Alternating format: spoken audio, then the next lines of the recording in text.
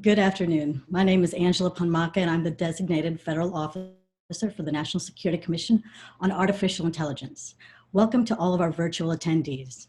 Today begins day one of a two-day meeting to consider the Commission's final report to Congress and the President. This meeting is being live streamed to allow members of the public to attend the virtual meeting and is also being recorded, and all will be posted on our website. As we begin our live stream plenary meeting, allow me to share a few procedural remarks. This commission is an independent presidential advisory committee operating under the Federal Advisory Committee and the Government in the Sunshine Act. Today's meeting was announced in a Federal Register notice on Friday, January 8th, 2021. The public was invited to submit written comments for the commission to consider. 3 comments were received through our invitation and are considered public, which will be posted along with the meeting minutes. There's been one change to this meeting's agenda posted on the commission's website. The Commission plans to address Chapter 6 of the final draft report tomorrow, and if time permits, it will cover Chapter 9 today. Depending on time constraints, there may be an opportunity for members of the public to provide written comments or questions to the Commission today. For those joining us via the live stream on YouTube, you can provide comments or questions via our YouTube live meeting comment section and via Twitter by tweeting or messaging @AI Commission. With that, I say welcome and call this meeting to order. I now turn this over to the Commission's Executive Director, Ili Bayraktari, for opening remarks. Good afternoon, everybody. My name is Ili Bayraktari, and I serve as the Executive Director of the National Security Commission on Artificial Intelligence. It is my pleasure to welcome commissioners as well as members of the public to the first day of the two-day plenary meeting to review and discuss the draft report. To members of the general public and media, on behalf of the NSCAI Commissioners and the staff, I would like to thank you for your interest in the work of the Commission and for your participation in today's plenary meeting via our live stream. We have received almost 300 RSVPs from members of the public, along with 10 members of the press. The Commission remains eager to hear from you as we examine the most significant national security dimensions of the AI. As mentioned by the designated federal officer, those tuning in today can provide comments or questions via the YouTube comment function and Twitter. To NSCAI Commissioners, the purpose of today's virtual public plenary meeting is to review and discuss the Commission's draft final report and recommendations to Congress and the executive branch. This document is a culmination of your work for the last 18 months and the guidance and feedback and conversations you have had over the last couple of months. An NSCAI Commissioner will deliver introductory remarks on each of the final report's 16 chapters and present the set of recommendations for deliberation. NSCAI staff will assist in guiding the discussion as needed. The purpose of this two-day meeting is for you to review recommendations included in the materials we posted online on our website. Unlike our prior meetings, this two-day meeting will result in finding agreement on the various chapters, and then staff will continue to work and finalize the report and recommendations. A meeting to officially approve the final report and its recommendations will occur on March 1st, 2021. With that, I would like to ask Dr. Eric Schmidt, the chair, and Mr. Bob Work, the vice chair, to deliver a few remarks. Well, thank you, Eli, and thanks everyone for joining. This is a FACA-compliant public meeting, and I want to emphasize our commitment to both transparency and openness in the process that we're following.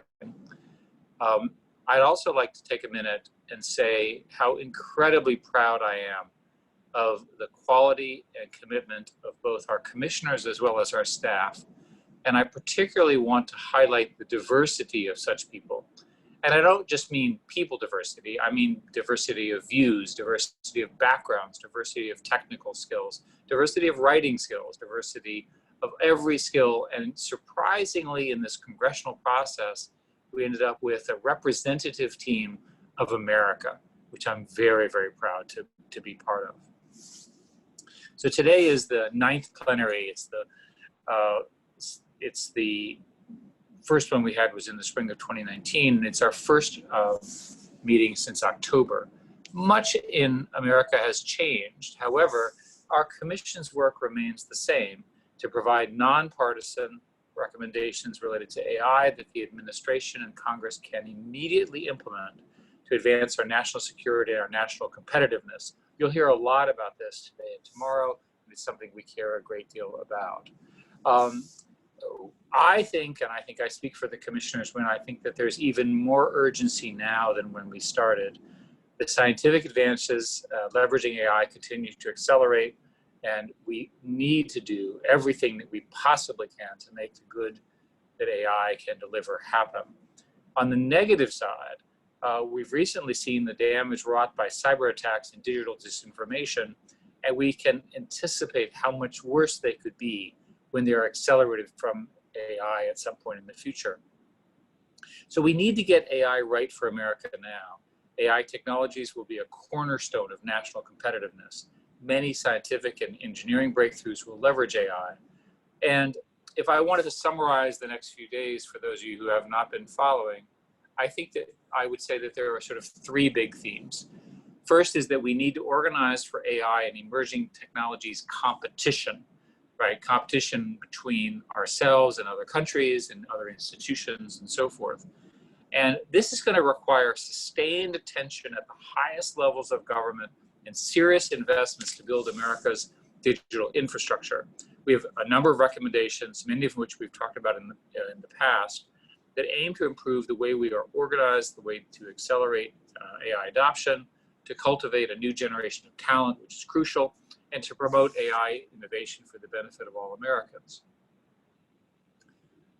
I think the Commission will say very clearly that we must field AI technologies for defense and intelligence purposes. Our men and women should have access to the best technology to defend the country. I think that's sort of obvious.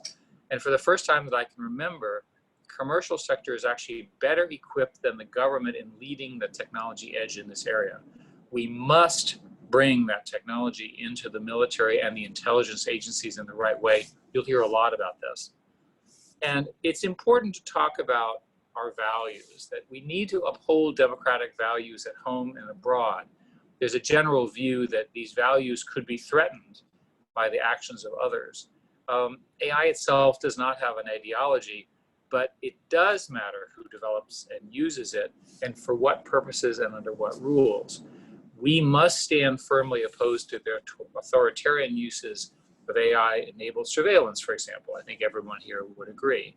We believe that the United States can provide a model for how to use AI consistent with individual freedoms, sort of the American way, if you will, and it will lead to a digital coalition abroad to provide this democratic alternative to how we use these systems.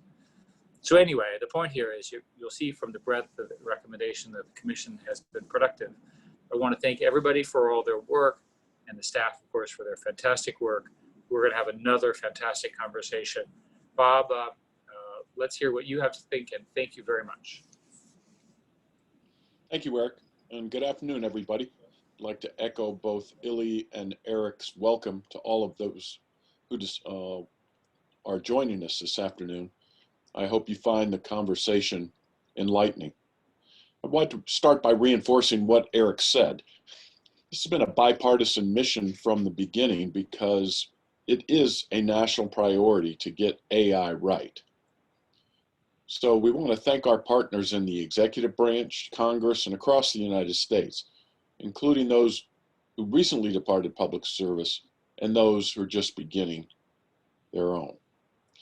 Now, today and tomorrow, we're going to discuss our final report recommendations. They flow from two big principles that have consistently run through our work since our 2019 interim report. First, the U.S. government must field AI-enabled technologies to protect the nation. We are absolutely committed to doing this quickly and are confident that we can do so responsibly. Second, the U.S. government should do everything it can to help the United States win the global AI competition with the right mix of promotion and protection policies. We believe the United States is not yet prepared for the coming AI era, but we do believe that a clear strategy with specific sets of actions, if adopted, can get us started in this regard and get us well on our way to where we need to be. We've organized our report in two parts, each consisting of 8 chapters, and we'll discuss one part today and one part tomorrow. Part 1 we title Defending America. It has 8 chapters. It covers the national security implications and applications of artificial intelligence. We will need major changes in how the Department of Defense, the intelligence community, and other national security departments and agencies think, organize, train, and operate to adopt AI technologies and defend against emerging AI threats. This section also covers how to adopt AI responsibly and ethically for national security purposes. We have provided a series of recommendations to help the government use AI consistent with the rule of law and our values to protect Americans. Tomorrow we'll dive into part 2, which we call Winning the Technology Competition. It also consists of 8 chapters. It situate AI in the broader national security context. We need to develop a national technology strategy that ensures the United States has the right mix of policies to promote AI talent and innovation, preserve our hardware advantages, protect American intellectual property, and the integrity of our open research environment from adversaries, whoever they might be. Our run of show will be to review and discuss the recommendations by each chapter. Each topic chairperson will lead a 20-minute discussion or so, and if time allows, we'll have a few minutes for questions submitted from the public. By the end of tomorrow, we will provide guidance to the team, our staff, to draft the implementation plans for each of the recommendations the Commission endorses. We're going to start with the introduction and technical session, which should help frame the rest of today and tomorrow's work. I hope you enjoy the discussion, and we look forward to hearing your questions. Thank you. Thank you. With that, let's start. I would like to turn our attention to the first topic of conversation, which is going over the introduction and the chapter called AI in Context. For that, I'll invite Seth Senner, our primary author, to review the general themes of the introduction, and then Mike Garris just to briefly talk about the chapter on AI in Context. Seth, over to you. Terrific. Thanks, Elliot. It's good to see everyone all together and in your Sunday best for a change. So the goal of the introduction is to set the tone for the report, establish the Commission's core judgments, and provide a runway for the chapters, which in turn provide the concrete recommendations for action. We've tried to navigate the tone carefully to reflect the consensus view of the Commissioners through several iterations of meetings and written comments. It's a nuanced conclusion.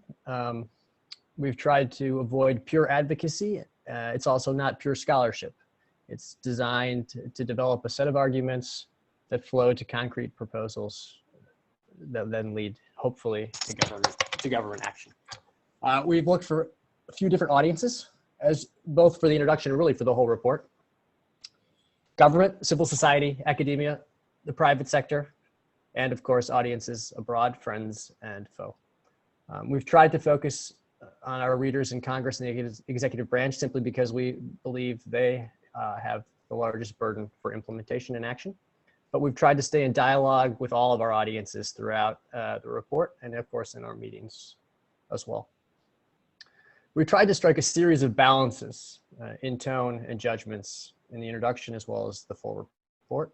We're trying to strike a balance between the world-changing impacts of AI, its ubiquity, its adjacency to other technologies, and the need to take measured assessment of AI's current limitations. We've tried to strike a balance between the urgency of adopting AI for national security purposes and the need to do so ethically and responsibly.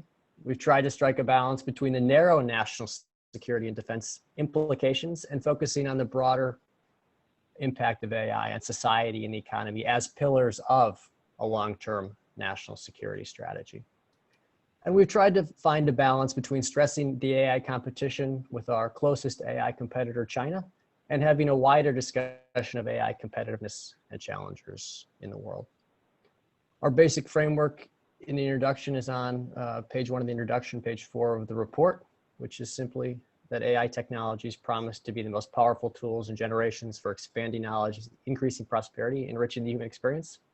And they will be employed by nation states to pursue their strategic ambitions. The United States, the Commission has argued, is not yet prepared for the coming AI era, but we still have a window to make the changes to build a safer, more prosperous, and better future.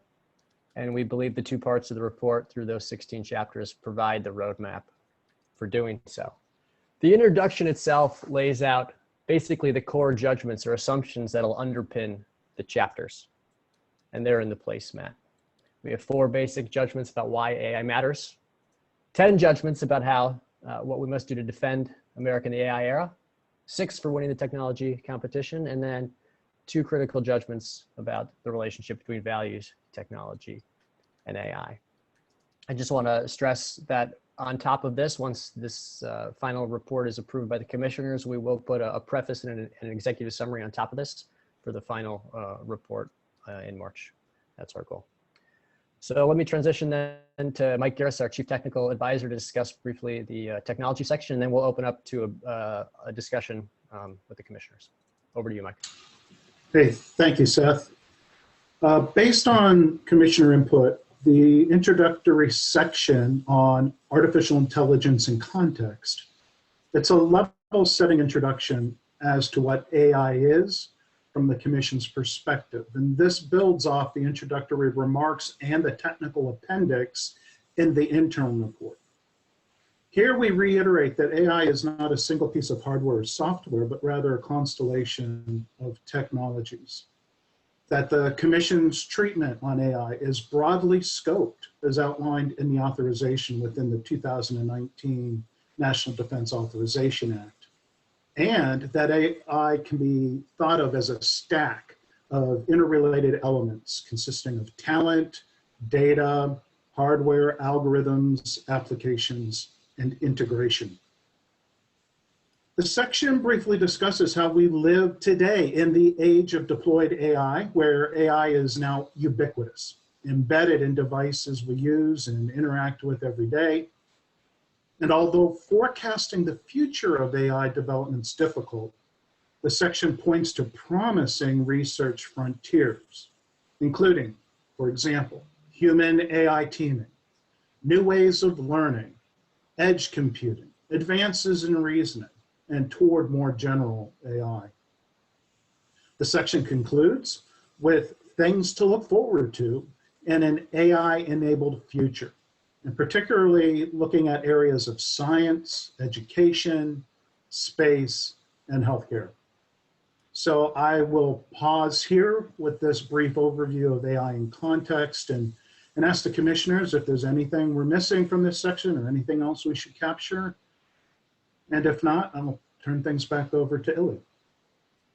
Thank you, guys. I'm going to open now the conversation for both documents. I just want to ask, does this capture your guidance and feedback and conversation? And then we can move on with the rest of the chapters. Illy, that's Eric. In general, this does. I don't see a strong statement about how close China is to us. And you might want to make some kind of statement, which I've said publicly, of the form, we're ahead, but they're close behind, or some statement like that, whatever is technically correct. Any other comments, feedback on both? This is Gilman. I agree with Eric's statement. I think it's really important to emphasize that, at least for China, that they have a whole country effort.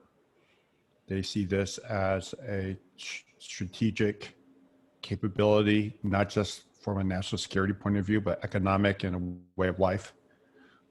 And I think we wanted to make sure that that's clear in the preamble of our documents, that there's not competition for the sake of competition. Thank you, Gilman. Any other commissioners?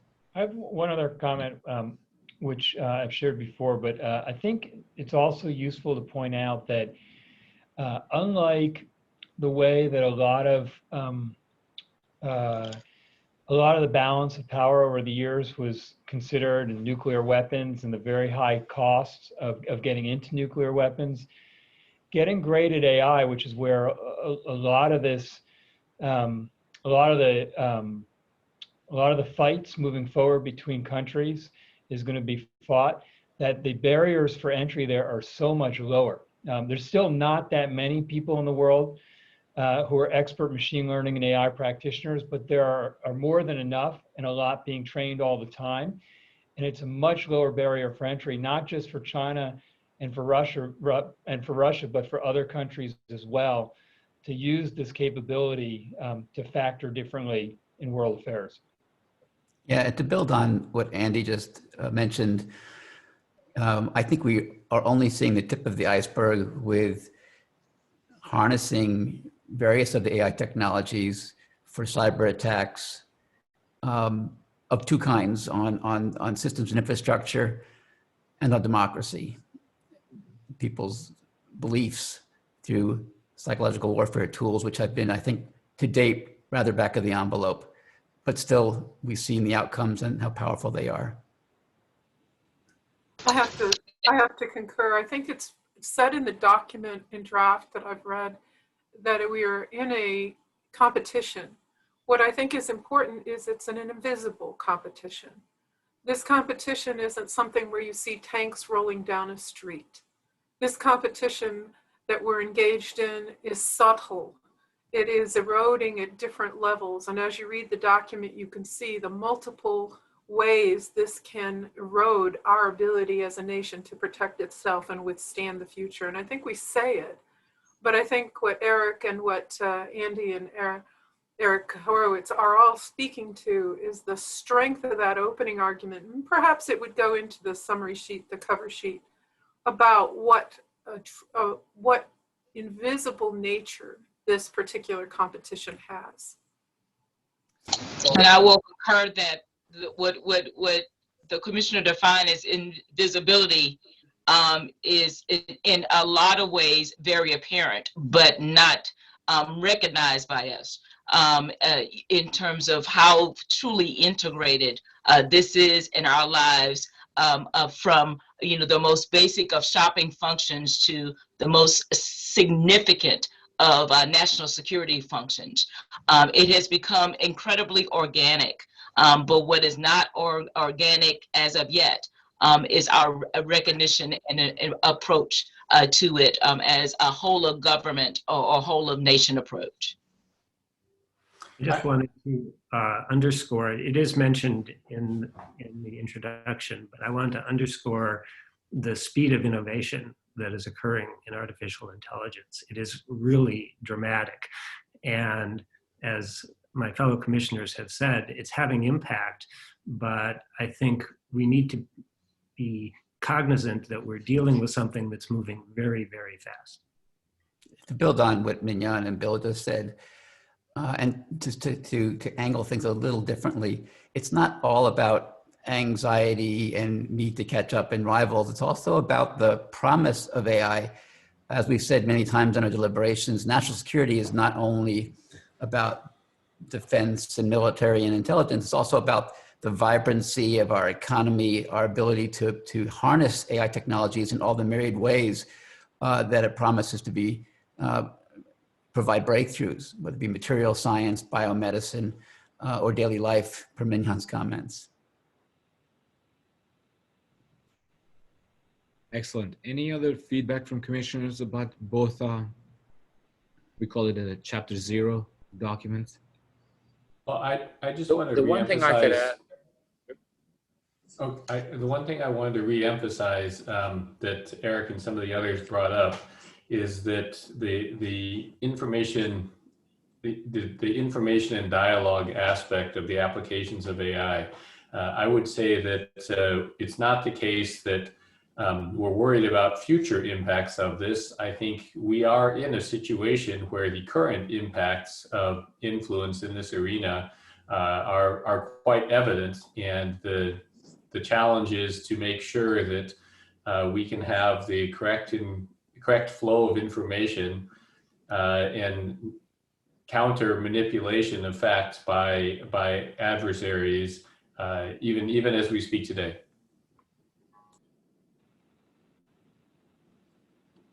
So what I was going to add, if you go back to, I think what Eric Horowitz said first,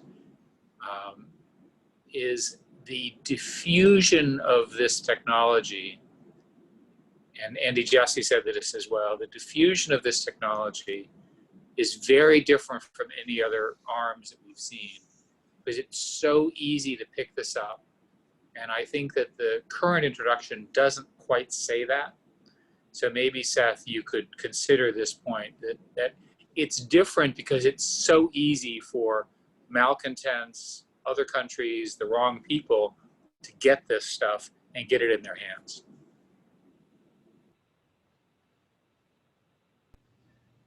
All good points. Anybody else before we move on? Okay, hearing none, I think on behalf of the staff, I accept all your comments and edits, and we will come back to you for the next plenary with an updated intro. Since I don't think we had anything on the AI in context document from Mike Garris, but Seth, I think you have guidance loud and clear from commissioners, and so we will update the document and present another version to them next month. Check. Thank you, Seth. With that, I'll start the conversation on part 1 of our report and chapter 1, which is focused on new threats in the AI era. I'll turn over to Commissioner Chris Darby to go over the presentation. The staff is standing by, and we look forward to the conversation with the rest of commissioners. So Chris, over to you. Thank you, Ely, and good afternoon, everyone. It's an honor to appear before you today in my capacity as a commissioner. My remarks are going to focus on how AI and associated technologies are ushering in a new era of society-level conflict that requires us to really reimagine national security. And my fellow commissioners discussed this a little bit just over the last few minutes. The new AI era converges with 2 existing national security phenomena.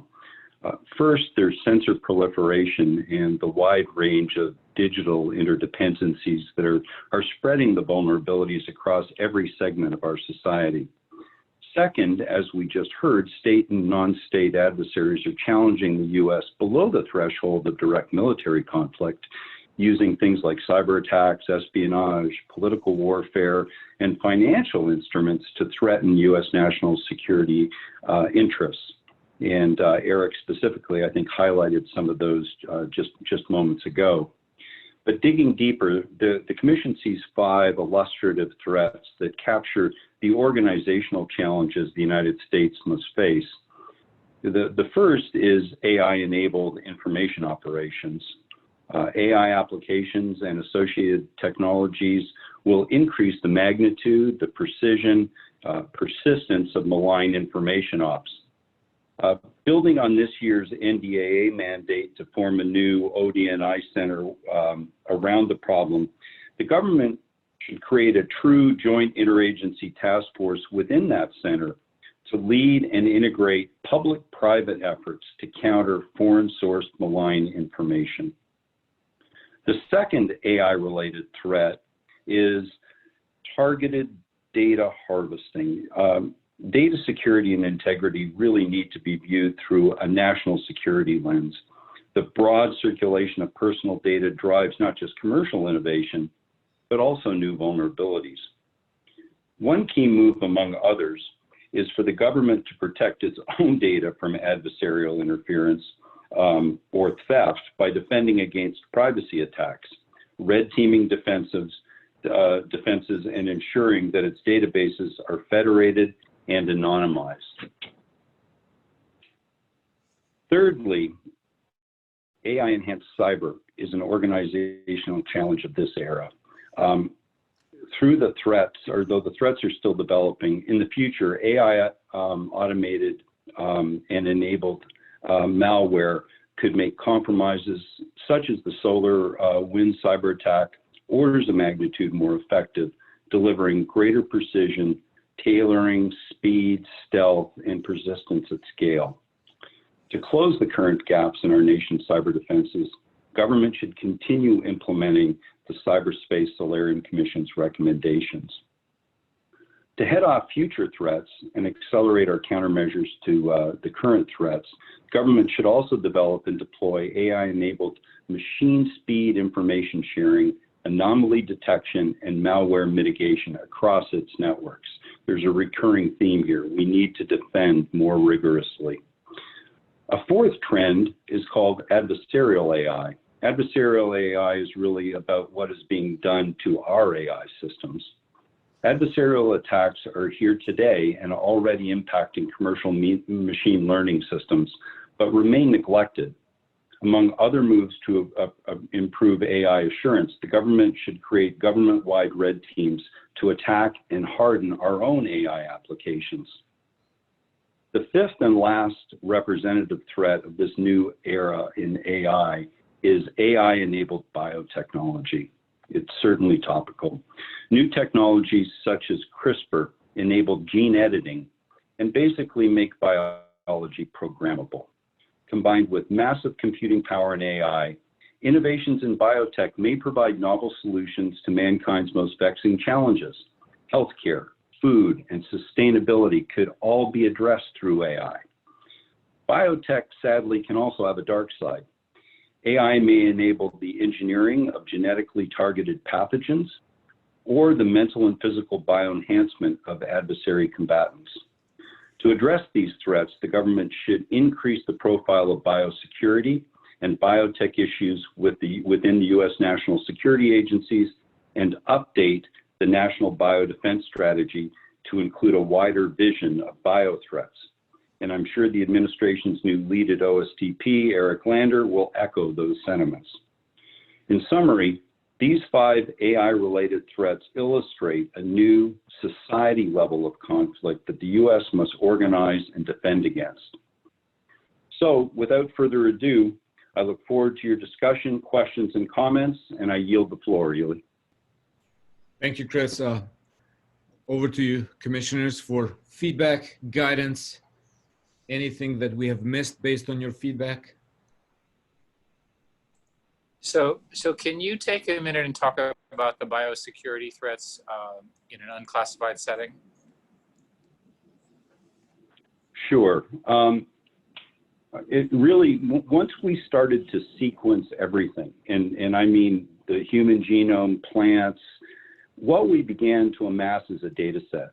And once we had it as a data set, it could be edited, and the CRISPR tool really began to edit it. And so there are very good reasons for editing organic matter. We could edit, for example, crops, Eric, that would grow with less water or be resistant to different diseases.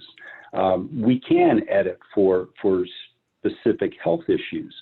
But again, it's a dual-use technology. Biotech can have a dark side, as I mentioned, and we need to understand the norms and values associated with what will govern the editing of biology as we go forward. Over. Thanks, Chris. Machine learning has been harnessed to drive the precision of how CRISPR actually works. It's an AI is a big part of the story right now, and the combination could lead to new kinds of tools. Synthetic bio people have continued to say over the years, don't be too concerned, or invest in us is maybe a better approach, because we'll need to respond quickly to bio threats. And by building up our expertise, we'll be able to quickly sense and respond to potential threats of various kinds, whether it be a future custom tailored virus that can cause a selective response or a pandemic, or something used in military settings. I'd like to put a little positive spin also into this technology space. The application of biotechnology has the ability to protect us against threats as well as build the threats. The theme that you'll see in the writing of this report shows that dual technology. So we have, as a commission and as a nation, a need to understand both sides to the story. And I think it'll come out in the narrative as well that we have the ability to influence how we use that technology and preserve and protect our morals and values in its use as we do it. So as we see the democratization of biotechnology and the expansion of the dual use applications, we need to be, of course, sensitive to our nations that don't share our values, but work with the nations that do share our values to strengthen our ability to use these technologies appropriately and defend against when they're not used appropriately. This is Gilman. I think for both the bio side as well as the cyber side, there's a theme that's important for us to hit hard, and that is the use of AI in coordinating much more aggressive use of sensors to be able to attack threats before actual execution happens, and be able to have AI work with humans to develop coordinated responses. The issues that are true in the organic and biological world are also true in the cyber world. In both cases, our inability in COVID-19 on a global scale to coordinate aggressively and to sense. The same thing on the solar winds, our inability to sense across many, many different networks left us vulnerable. I think AI and ML can go a long ways in helping us have sense making at machine speed. Hey, this is Mignon. You know, one of the things that I wrote down, I especially wrote this down, and hopefully it will come across in a coherent way at the end of this particular chapter, and is the must of the U.S. Being, I would say, defensive here, because even when, and it's not if, it's a when, we hold true to our values, our mores, and our standards, we have to recognize that not everyone is not going to embrace those standards, those mores. And so part of the challenge for us as we uphold those standards is a recognition that we must be prepared and aware of those who do not conduct themselves in the same way. And oftentimes that is a hard message to get across for those who have fully embraced, you know, our mores, but embrace, or we must. We have to be prepared, and we have to, you know, be prepared when you stand for something. You have to be prepared to uphold that, and that clearly is going to be a part of the messaging function, and it is in here, but I really think it cannot be emphasized enough. Thank you, Mignon. Hey, Chris, really quickly, given your expertise also on the national intelligence side, what's your sense of whether we have the capabilities and investments in intelligence on global developments in science and technology to anticipate or even detect these applications of AI to adjacent technologies? Over. Well, I think you've got incredibly capable people within the IC, and it's a question of where are the various asks being prioritized, as you well know, Jason. And I think what we need to do is we need to continue to shine a light on prioritizing biotech and the emerging biotechnology arena as it applies to AI, but more generally for the IC, so that the IC understands and feels empowered to leverage their capabilities in that particular space. The whole question in my mind is, how fast can we go from bug to drug, I think is the phrase that people use when a pathogen or something like that appears, how fast can we get a vaccine developed and rolled out at scale? Our nation needs a strategy in that space, and I think AI plays a significant role in the answer. Over. Thank you. Any other commissioner comments on this? Yeah, I just wanted to make thanks, Ely. I wanted to just make a comment on the adversarial AI front. This area is a very young area of research. It's interesting. There's a bunch of new results. But the one thing we've learned over the last several years is that as a counterbalance with all the enthusiasm of AI and its application, we're seeing how brittle the methods are to directed attacks of various kinds with now a family of names, from data poisoning to model stealing to other kinds of disruptions that can be done with AI systems. So the call for investment and mastery of this area, and also just to know where we can't depend on robustness, is going to be critical. Thank you, Dr. Horowitz. I'd like to add something to Eric's comments. One of these challenges is that in many of these technology domains, defending is inherently much harder than attacking, because when you defend rather than attack, you are in a situation where you lose the initiative, and you can only fail once in defense. And so one of the balances in all of this is that we have to retain the strategic options for our decision makers, so the deterrence often is a more practical path than a pure defense strategy. I also think that one of the lessons we've learned in the software world is, it's not just about, creators, defenders, and defenders. The creators have a responsibility to task, validate, and try to make systems as robust as possible up front. So we can't simply say it's somebody else's responsibility to, deal with the brittleness of the things that we create. And so we need to have a much more holistic view when we create these algorithms and approaches, and we start to implement them in these mission critical systems. Thanks, Gilman. Just to keep us on track, I would like to ask if there are any major heartburns with this chapter, something you disagree. We got your feedback now. We will update the chapter based on this feedback.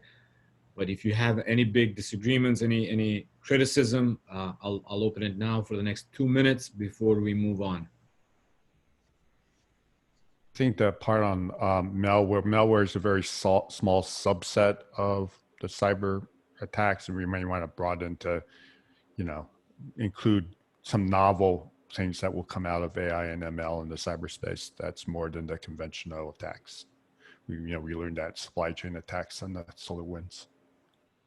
Copy, Gilman. We'll do it. Any other comments, feedback, criticism? Those of you online, you can still post questions on YouTube or Twitter, and I'll try to squeeze it in as much as we can given the time we have in front of us today. All right, listening to all the comments and feedback, we will take action and come back to you all with an updated version based on what you gave us today. I want to thank Chris Darby for leading this effort. Thank you so much, Chris.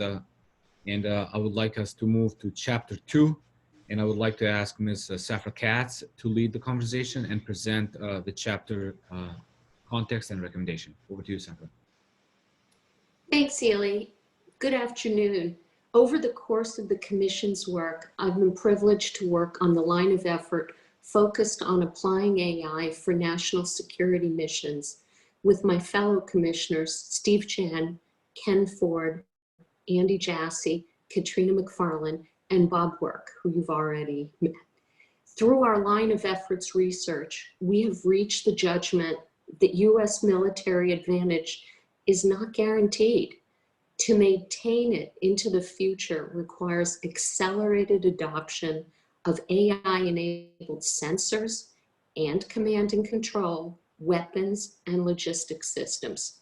However, to fully leverage AI, the DoD must first lay the foundation for its integration by investing in a common digital infrastructure that is accessible to internal AI development teams and critical industry partners. 2, building a technically literate workforce. And 3, adapting organizational structures and core processes to enable agility and rapid technology adoption. The urgency of this undertaking demands aggressive action. Our competitors are moving to harness AI with commitment and speed, and we believe the DoD should have the foundational elements that enable the ubiquitous application of AI in place by 2025, if not sooner.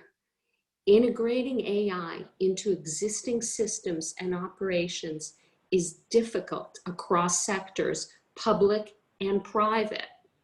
The challenges that DoD faces are significant. They span the technical, structural, and cultural domains. Many of these obstacles are not unique to AI. However, the strategic imperative of embracing AI for national security brings them into sharp focus. Notable among them are budget, acquisition, and development practices that remain largely tuned for the industrial age. Change will not be easy. It demands leadership and prioritization from the Secretary of Defense and committed partners in Congress.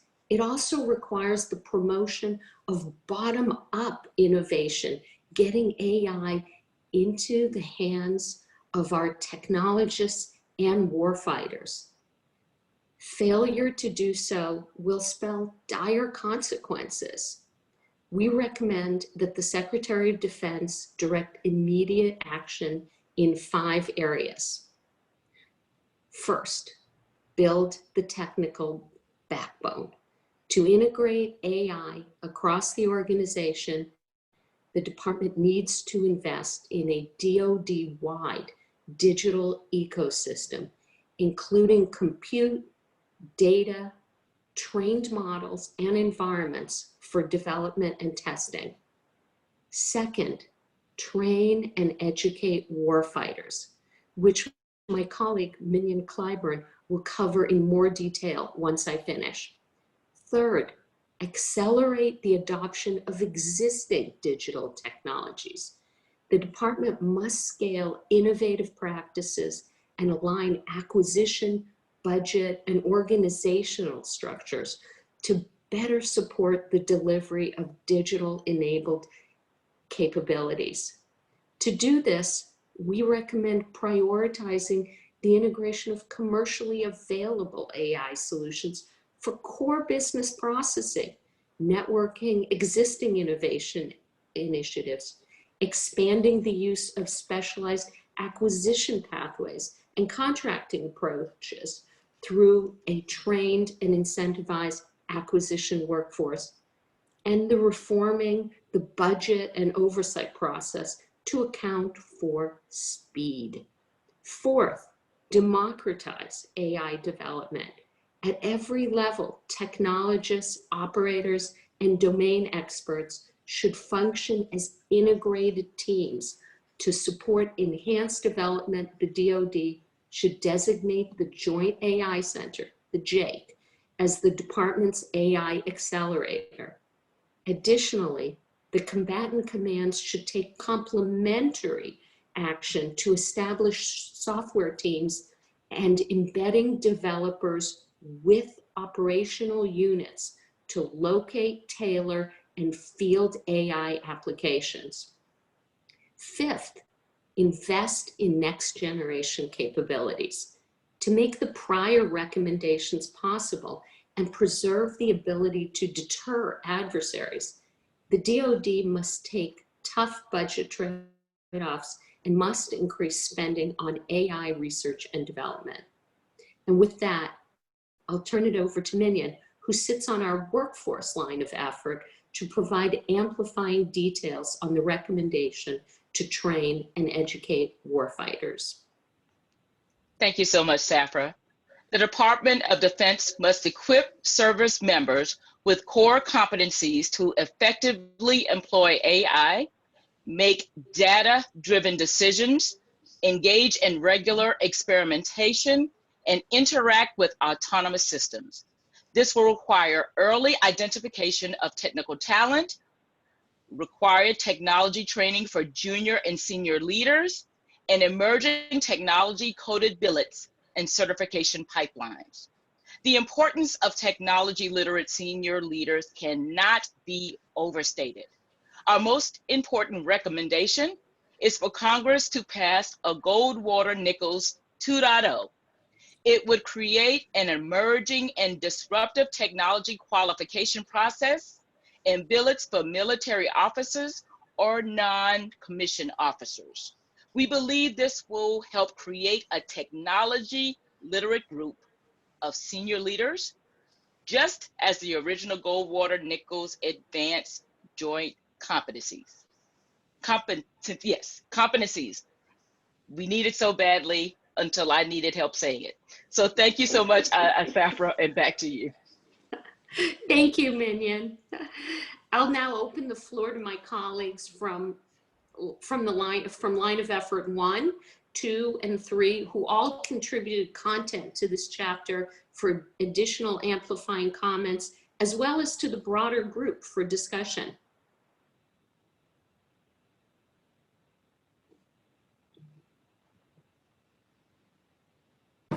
This is Andrew Moore, one of the commissioners from Line of Effort 1.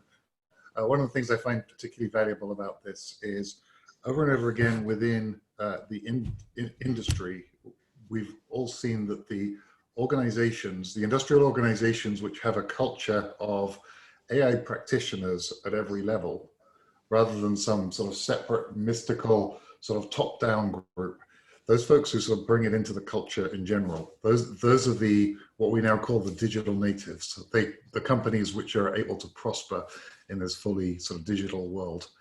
And so that's why I really appreciated that focus on this chapter's care in making sure that there's AI people throughout all of these organizations.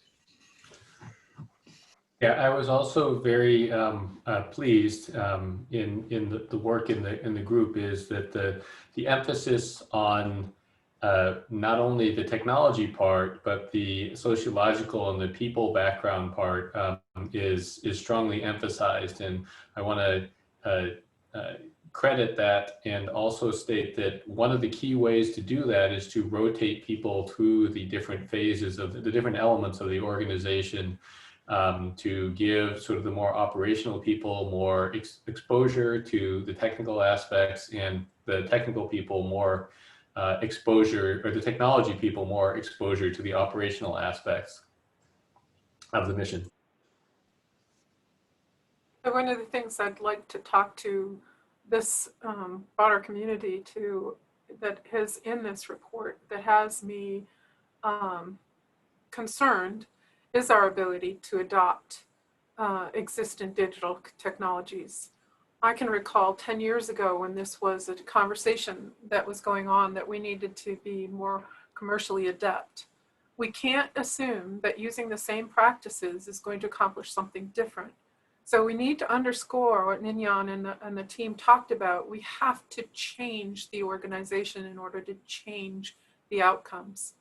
And those are inclusive of processes and the bureaucracies that we face right now.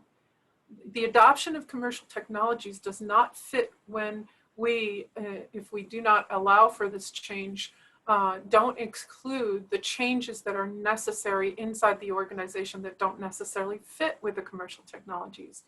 We tend to lean towards retaining our own structure and then trying to adapt a commercial application to it. That cannot change future. It cannot allow for this advancement. So I have to underscore, this is a big change, and it's not just the use of the technologies, it's the people and the change in how we look at the ownership of that responsibility. So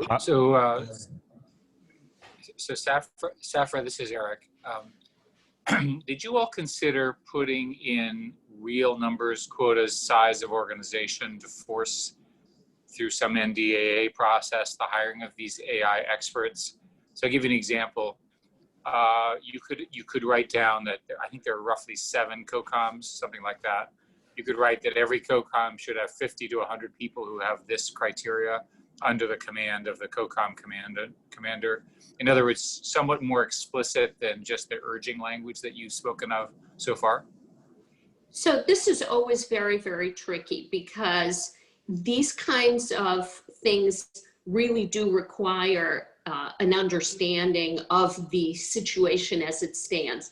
What we did do is we recommended an amount of spending, a percentage of spending, which again is tricky too. It often translates into the number of people and things like that.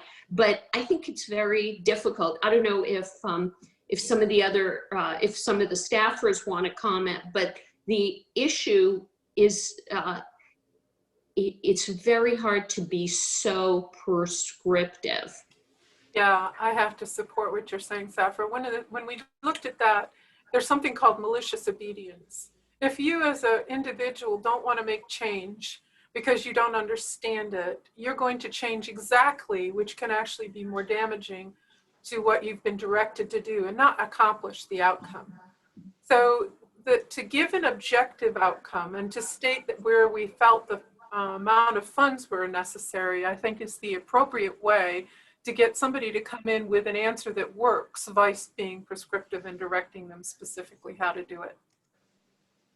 The only thing I would say is, I mean, I agree with what was just said, but I also think Eric's point is a reasonable one. I mean, sometimes you just need, for illustrative reasons, to kind of give people an idea of the dimension of what other serious-minded, effective AI and machine learning organizations are doing. It's possible there may not be an understanding of what the magnitude of the investment needs to be.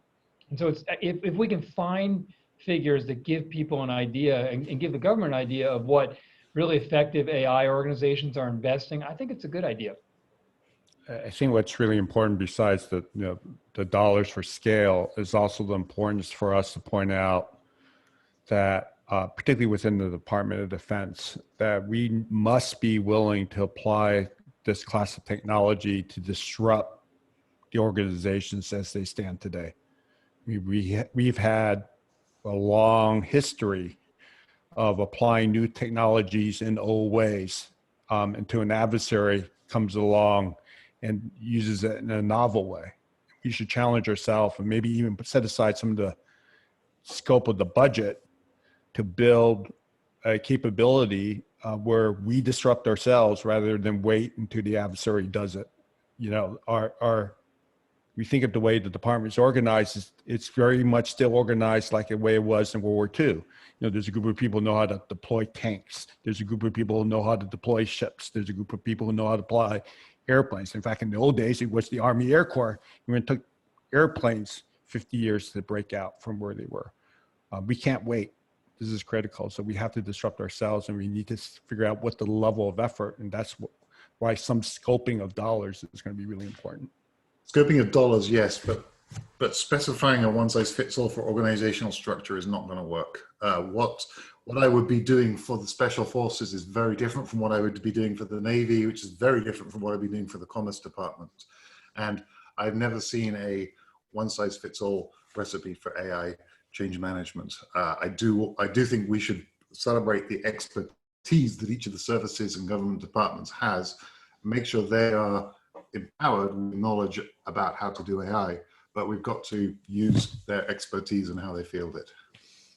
Yeah, see, I think that some of the things we do in this group is structurally oriented, which is very important at the DoD, where we basically say you have to embed all the way down to the warfighters, technical people with them, which I think results very, very well. We've also had structure changes with who runs the JAIC and how, and we're also talking about USD R&E coordinating a lot of the R&E effort. And I think that structural changes, by the way, these are very significant structural changes. And I think we'll get quite a lot of potential pushback just because there's such dramatic changes. And I think that those alone will result in people making the right decisions about how to staff. So I agree entirely with you, Andrew. And I think that those things are really important. And by the way, as far as structural changes, onto your point before, Andy, about how easy it is to use AI, as you know, that it's not a big step to get in it. It's not like you have to build an airplane. That's very true, except not so true at DoD, because they don't always have the foundation and structure technically for just someone to give a credit card and start using a model and grabbing some data. So I think we try in this area to really structurally change things, not being prescriptive, not telling them specifically what to use or how to use it, but to break down old silos, which I think have been some of the biggest barriers to moving quickly that many of our adversaries don't have. Even the public-private silo, many of our adversaries don't necessarily have that one either. And Safra, I'm glad you said something, based on, two words stick out at me. Both you mentioned structure, the structural, challenges, as well as the cultural challenges. And both of those need to be harmonized I guess, molded or remolded, quickly in order to be, limber enough for the type of change that we need. Okay, I think with that, we've got to move to the next chapter. Thank you, Safra, and thanks to everybody else. I think you have all raised one issue about empowering people with the right skills and right capabilities, and I think this was one of the topics that will come up in many of the chapters. I think the next chapter also talks about how we empower co-coms, and then chapter 6 really talks about the talent. Before we move on to the next chapter, I just wanted to read one comment we got on YouTube, and this is coming from Andrew Comendo, the Kessel Run's Chief Technology Officer, who says, "We in DoD can only do as much as from the inside. We need Congress to make real changes in law for hiring, salary, acquisition, and data API mandates. How do we make progress with lawmakers?" So, Andrew, just to not to ignore your comment, but we have worked really hard with HASC and SASC in the previous NDAA. We're going to continue working with them. There's a lot of willingness to help you and help DoD get this right. So we will keep engaging. And I think our final report really aims to contribute towards easing all those obstacles you have just highlighted. So with that, I'll turn it over to Bob Work to lead us through chapter 3 and Kumo on the staff. Thanks, Illy, and thanks, Safra. The next two chapters reflect our strong sentiment on how DoD and our warfighters have to position themselves to harness the incredible power and promise of AI-enabled technology, both on and off the battlefield, from the back office to the foxhole, to compete, deter, and if necessary, fight and win in future conflicts. It's going to require a wholesale adjustment to operational concepts, technologies, organizational structures, and how we integrate allies and partners. That was the key theme of the 2018 National Defense Strategy, which still guides the Department of Defense. We believe that by 2025, DoD and our warfighters must be enabled with baseline digital literacy, access to the digital infrastructure and software required for just an ubiquitous AI integration and training, exercises, and operations. We call this being AI ready. Additionally, AI-enabled warfare will not hinge on a single new weapon technology or operational concept. It's going to center on the application and integration of AI-enabled technologies in every asset and facet of warfighting. In Chapter 3, we focus the lens on the application of AI in warfighting. Regardless of how one chooses to describe this new paradigm, algorithmic warfare, mosaic warfare, or as the Chinese say, intelligentized warfare, the commissioners agree that advantage in this new era of conflict will be driven by those who can best master AI-enabled capabilities across the full spectrum of military affairs. We describe these areas of AI masteries in 4 broad categories. 1, prepare. 2, sense and understand. 3, decide. And 4, act. Now, many of you will recognize the strong link to John Boyd's well-accepted OODA loop theory, which is observe, orient, decide, and act. We also highlight the value of AI in the preparatory stages of warfare, which captures use cases of AI in business processes, force design, and warfighter readiness. Now, to achieve mastery in these areas, the Commission makes 7 recommendations. First, you have to drive organizational reform through top-down leadership. I think it's safe to say that the last couple years, as the department has been struggling to figure out the best organizational approach to AI transformation, they have adopted what I will call, what many people refer to as a let 1,000 flowers bloom approach. You have to have this this bottom up transformation push, but you really also need top-down leadership, driving and accelerating the necessary reforms that Safra referred to in the department to make fast adoption of AI possible. A second, DoD will need to design warfighting concepts to inform the development of AI capabilities. Concepts provide warfighter-informed blueprints for doctrine, tactics, and capability. And in this modern digital area, the speed and iterative nature of tech development requires that these concepts be informed by a much tighter coupling of warfighters and technologists. Third, by the end of 2021, this year, we believe the Department of Defense should establish AI readiness performance goals to define what AI ready actually means for the department. And this is going to help prioritize near-term integration of AI into current systems.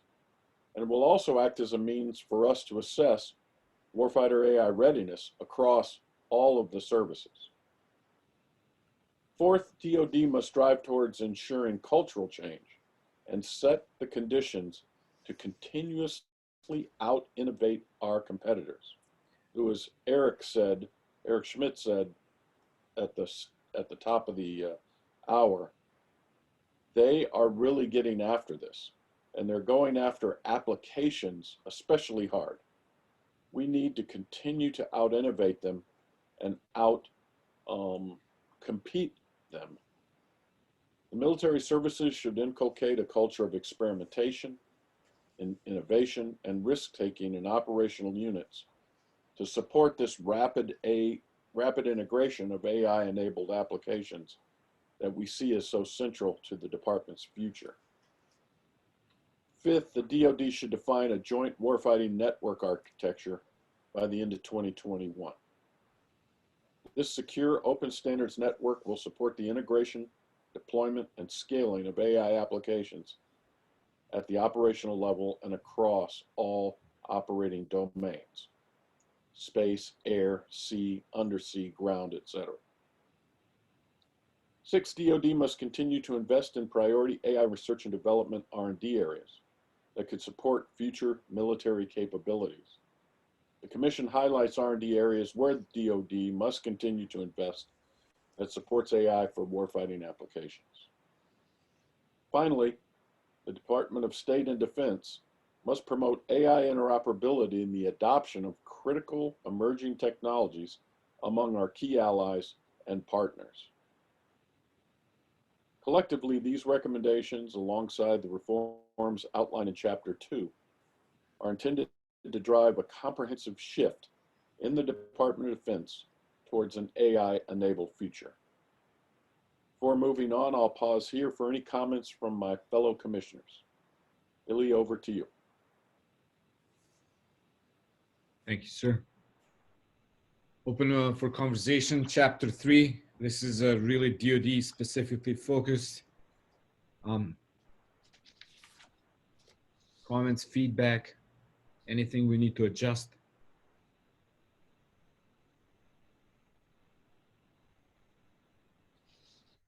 I'll just comment on the 7th one. I think this conversation of interoperability and coalition, our key allies and partners, is a theme that is throughout this document, but couldn't be overemphasized here.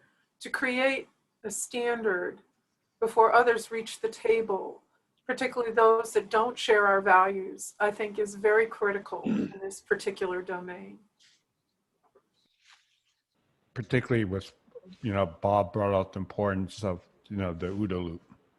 You've learned over the hard way with coalition forces and multiple wars, our inability to share information. And now we're talking about sharing information at machine speeds, and the AIs have to talk to each other. And while we clearly don't want to slow down our development and having to spend years in standards bodies, you need to solve the interoperability and sharing capabilities between us and our allies.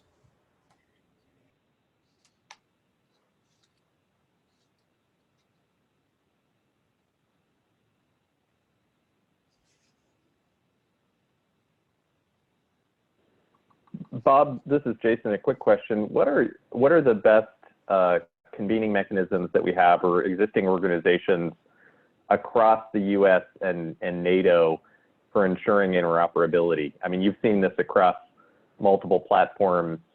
For AI, what are going to be the key organizations and mechanisms to ensure interoperability? Well, we actually talk about that in our section on developing interoperability and developing our allies. And, our initial thinking is to start with the 5 Eyes and then start to grow from there. And so perhaps have a measure where the 5 Eyes are talking about interoperability and AI and how we use AI together. And then we start adding partners and allies until we have a center of mass. I mean, a very good mass to do this. Now, there's a arms directorate in NATO, for example, that meets quite often. There's Allied Command Transformation down in Norfolk, which talks about different types of concepts. That would be a wonderful place for us to start talking about concepts and potential combined doctrine. I don't think we made a specific recommendation, Jason, and this might be, Illy, something that we could ask the staff to think about and say, should we make any specific recommendations on existing bodies where we could actually start to do this? But it's a great question, Jason. No, I would Thanks, like Bob. to, Great answer. I'd like to add to that, just from the background of acquisition, it would be useful if we had industry stand forward in this area as well. We have a global world as far as industry in terms of AI. It would be important that we have them come to the table as part of this discourse, particularly in like-minded nations, so that we have some form of universal standard to which we all agree in terms of that interoperability and the application science. I'll also mention that in the interim reports coming out of the work on responsible and AI and ethics, there's been recommendations and discussions about the need to coordinate with allies in terms of the key considerations we call out: robustness, testing and validation, documentation, privacy, data sources, and so on. And those kinds of key issues are of deep interest to the European community and the Five Eyes, I should say. And I think that we want to make sure we include those kinds of things, those considerations in the deliberation and coordination with other nations. I wanted to respond to Commissioner McFarlane's excellent comments. the use of industry to help with this stuff. And when you look at the OODA loop, the OO part and the A part, I really do believe that industry is going to be able to help.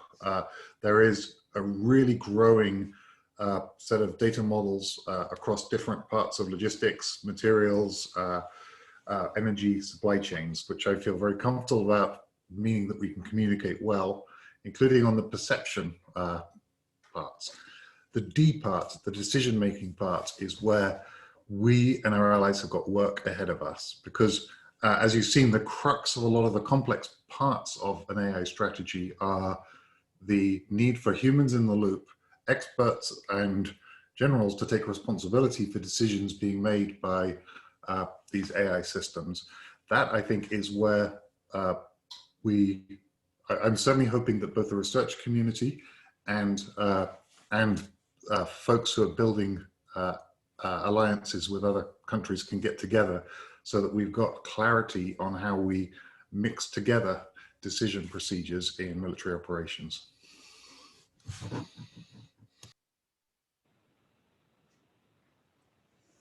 Right, heard all the good feedback. Just, you know, the Allies and Partners piece is sprinkled a little bit on this chapter. We have it also in other chapters, but then we have a standalone chapter on really what to do with Allies and Partners, which we will discuss tomorrow. And with that, any last comments, feedback on this before we move on to chapter 4?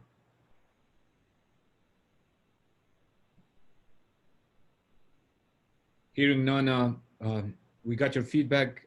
We will update this chapter based on your comments and come back to you in February. And then I would like to ask Bob Ward to do a quick presentation on chapter 4. Over to you, sir. Thanks, Illy. There's been a lot of discussion about the risks associated with AI-enabled weapons and autonomous systems. And the Commission has taken these discussions very seriously and have discussed them quite a lot. So this chapter really talks about autonomous weapon systems and the risks associated with AI-enabled warfare and what the Commission thinks about it. The increasing use of AI technologies and weapon systems has generated important questions. And generally these questions ask, are the systems lawful under international humanitarian law or the laws of war? Are they safe to employ in combat? And are they ethical? And the ethical concerns go beyond lawful.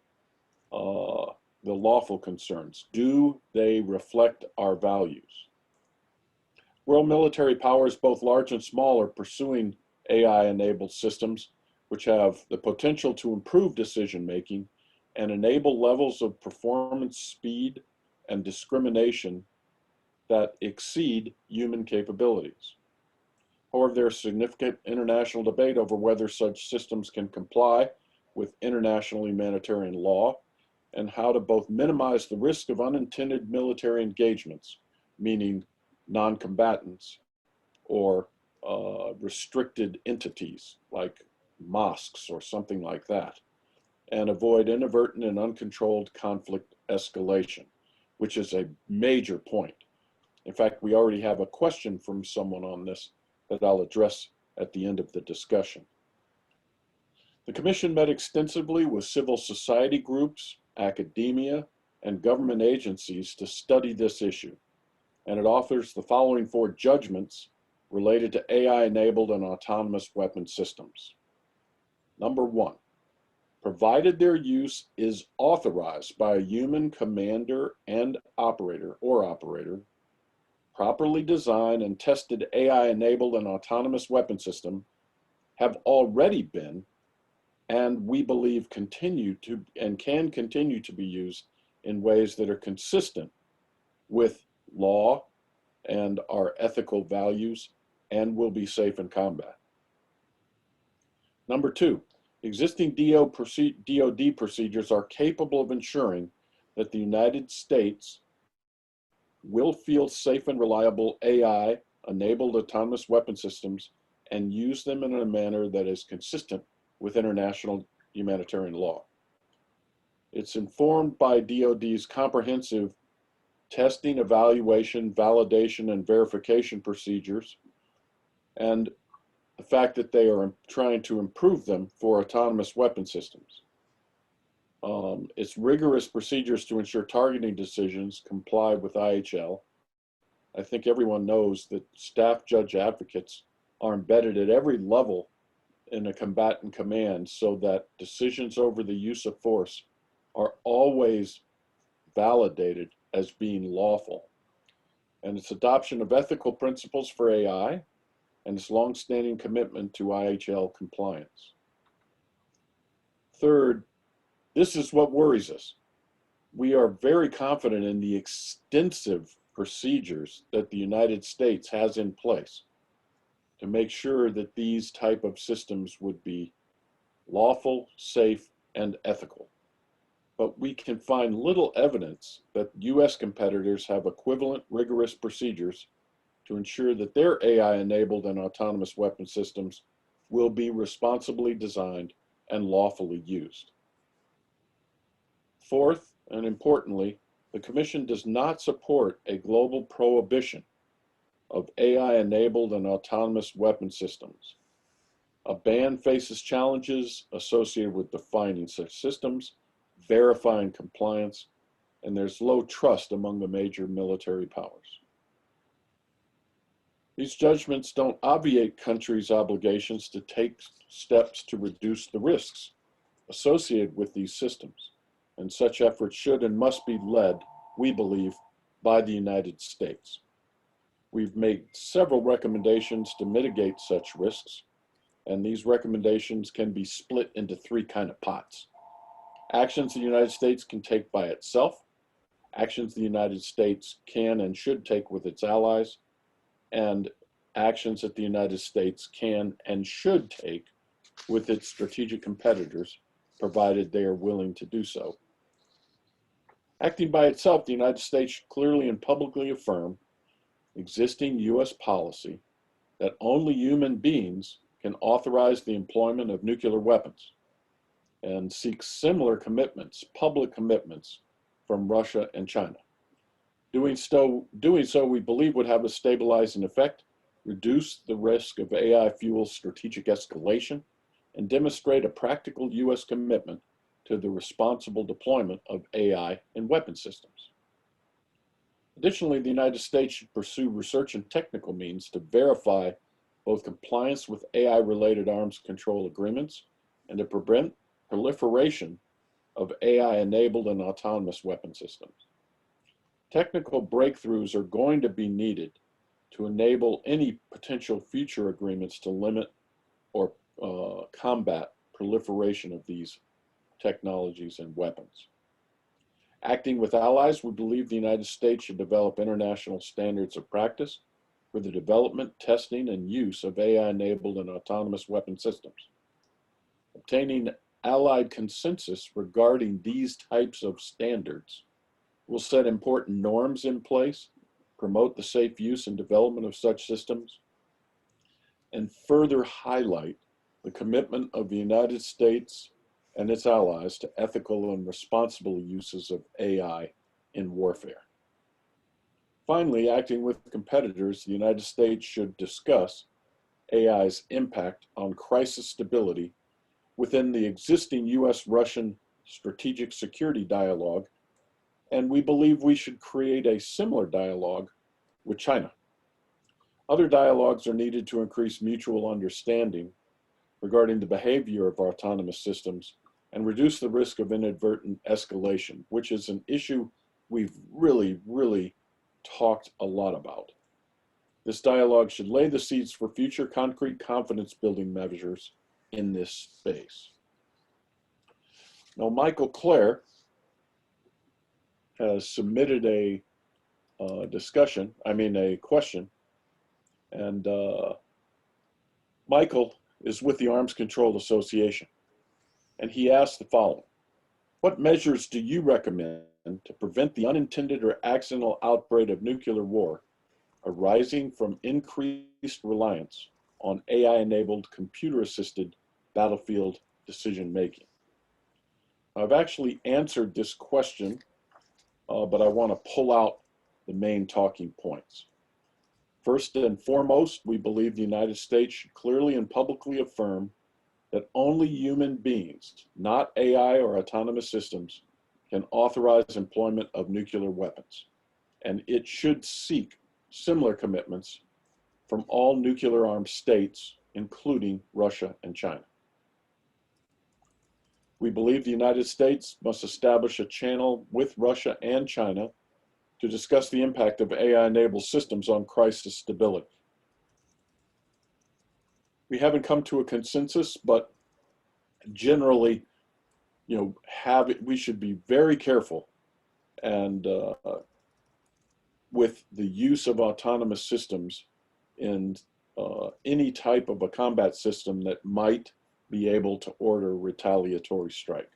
We must be very, very careful and understand exactly how our competitors are dealing with this issue. Also discuss the impact of such systems within the existing U.S.-Russia strategic security dialogue, and we think we should create a U.S.-China strategic security dialogue. Finally, we believe that we should establish clear international standards of practice for the development, testing, and use of AI-enabled and autonomous weapon systems to ensure that all states field responsible and safe AI military systems. So thanks for the question, Michael. I hope I've answered it. Illy, over to you for discussion. Thank you, sir. And thank you for bringing this issue from day one to our attention. I know a lot of commissioners were interested. You had a lot of conversation, and I think the chapter really represents, in my view, your feedback and your guidance. But I'm opening it up to everybody to see if we missed something. Is there any criticism? Any other thoughts you might want to add to this chapter? Well, let me just add to Bob by saying that we know how important these issues are, and how much discussion there's been among multiple sectors, including UN meetings. And so we hope that interested folks will dive into the details of the language and the discussion in this chapter, and provide feedback over time, either to commissioners or staff or to the whole commission. Just to reiterate, there's great concern about the risk of unintended escalations and crisis management and escalation when it comes to these systems. And unintended escalations may occur for many reasons. Even when systems individually have been tested, typically in the vacuum of an engineering team, extensively, there are going to be challenging and untested interpretations of signals by people in AI systems in the open world. And that there will be complexities of interaction among AI-enabled systems, as well as people and traditional systems during times of stress. And pressures will likely tilt designs towards systems that react more quickly and then tend to lead to shorter periods of time for effective human oversight on engagement decisions. And so I think the caveats pointed out in recommendations are important ones, as well as the need to work with allies and rivals through existing and new programs and mechanisms. Bob, we point out in the report about the US-Russia strategic security dialogue, but we also point out there's nothing like this with China. And there's been some resistance over time, even though the United States has pushed for some kind of a dialogue when it comes to concerns and working together. So I'll stop there. I think it's important that we need to invest and think about new ways of doing tests and validation and evaluation.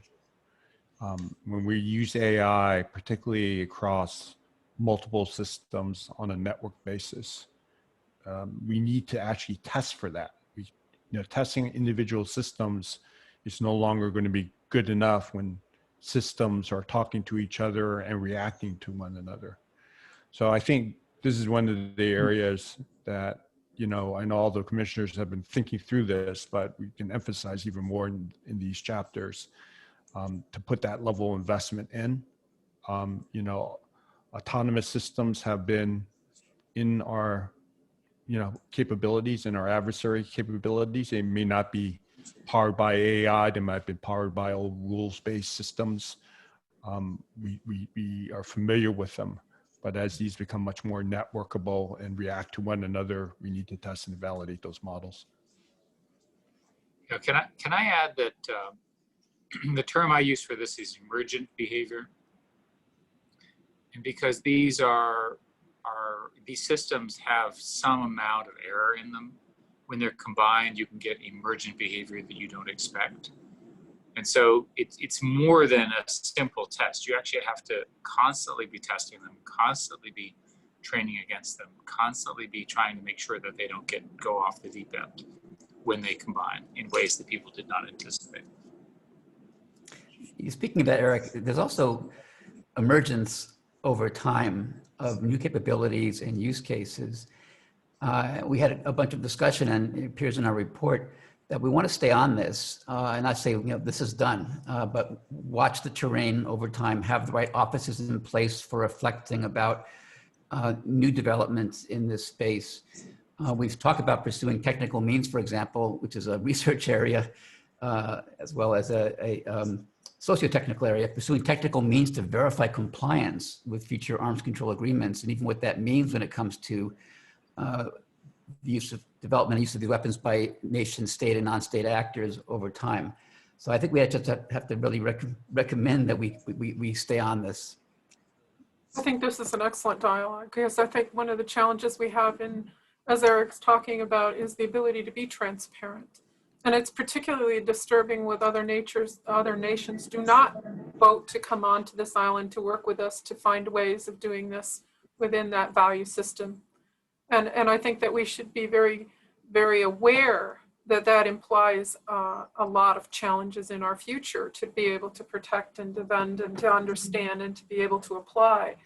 I think that ought to sponsor us to think of ways that we could create that transparency regardless of who signs up to an agreement to do so.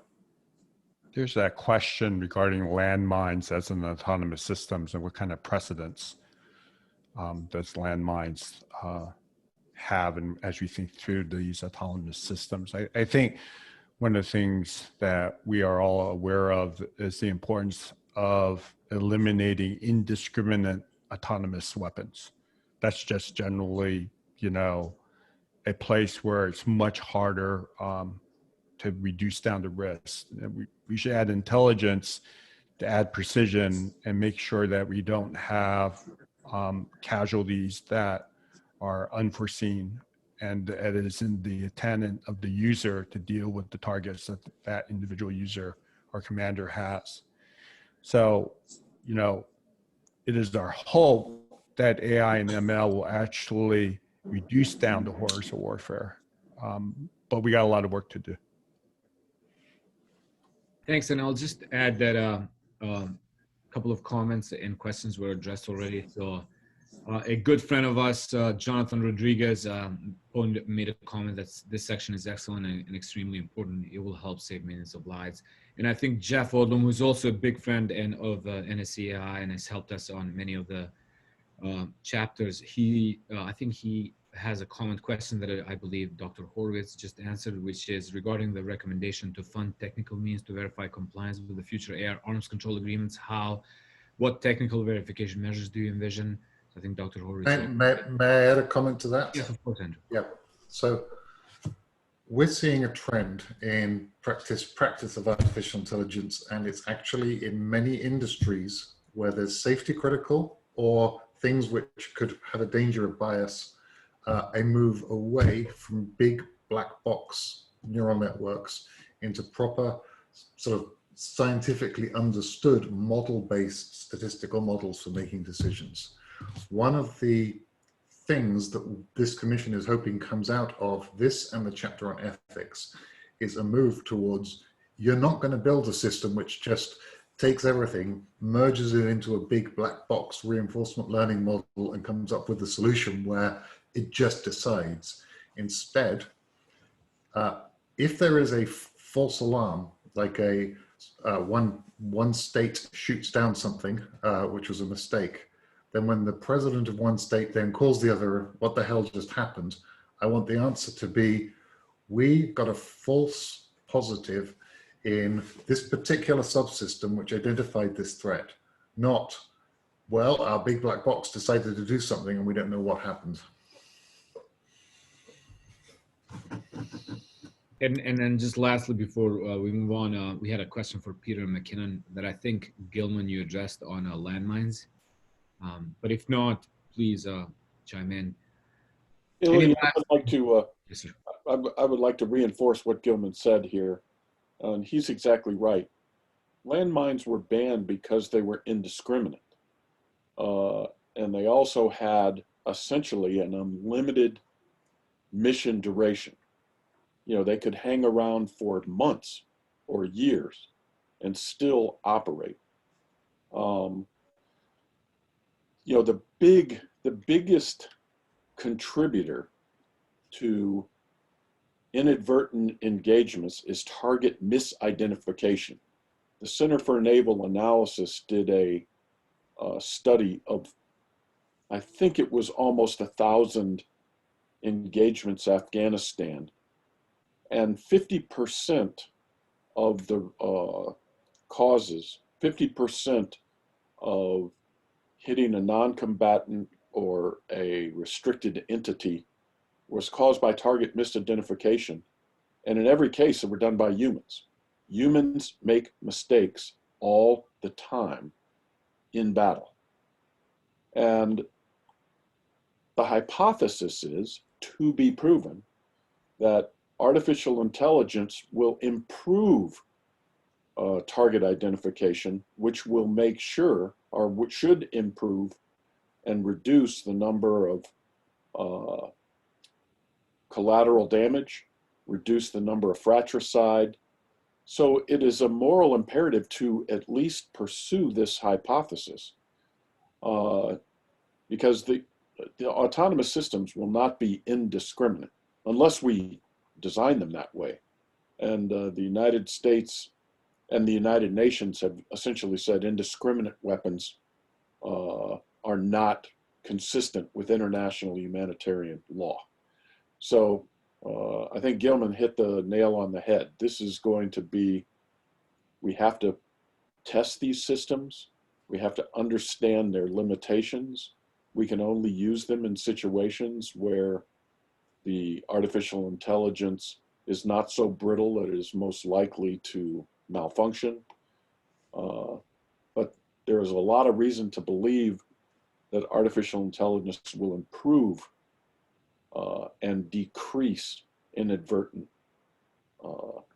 engagements. Yeah, I mean, one could imagine, Bob, someday, I guess you said the jury's out, but it's a direction with some moral imperative, a clear moral imperative, that one day the standards of expectations and standards of practice when it comes to IHL, law of war, will change such that methods considered consistent today will be considered inconsistent in the future, given the rise of more precise methods and methods that will limit civilian death and damage to infrastructure.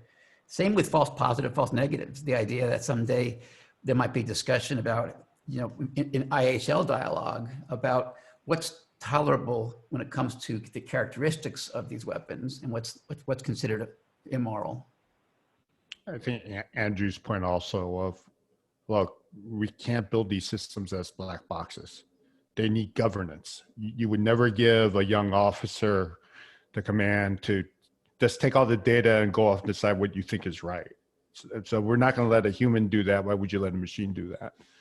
So, I think we've got to be very thoughtful, and we should hold all nations to that same standards, right? I mean, even our adversaries and our competitors, it's to everybody's interest not to design systems that go rogue.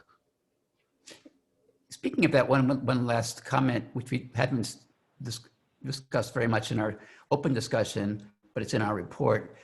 The notion that for any automated action, there always needs to be a human being accountable for what that system does. And we make that very clear and point that out as these are human accountable decisions that these systems make. Humans need to be accountable for the behavior as well as the uncertainties in what these systems will do. Thank you so much of everybody in online comments for this important chapter. I would like to thank Bob Work. We will take the conversation, refine this chapter and come back to you again in February.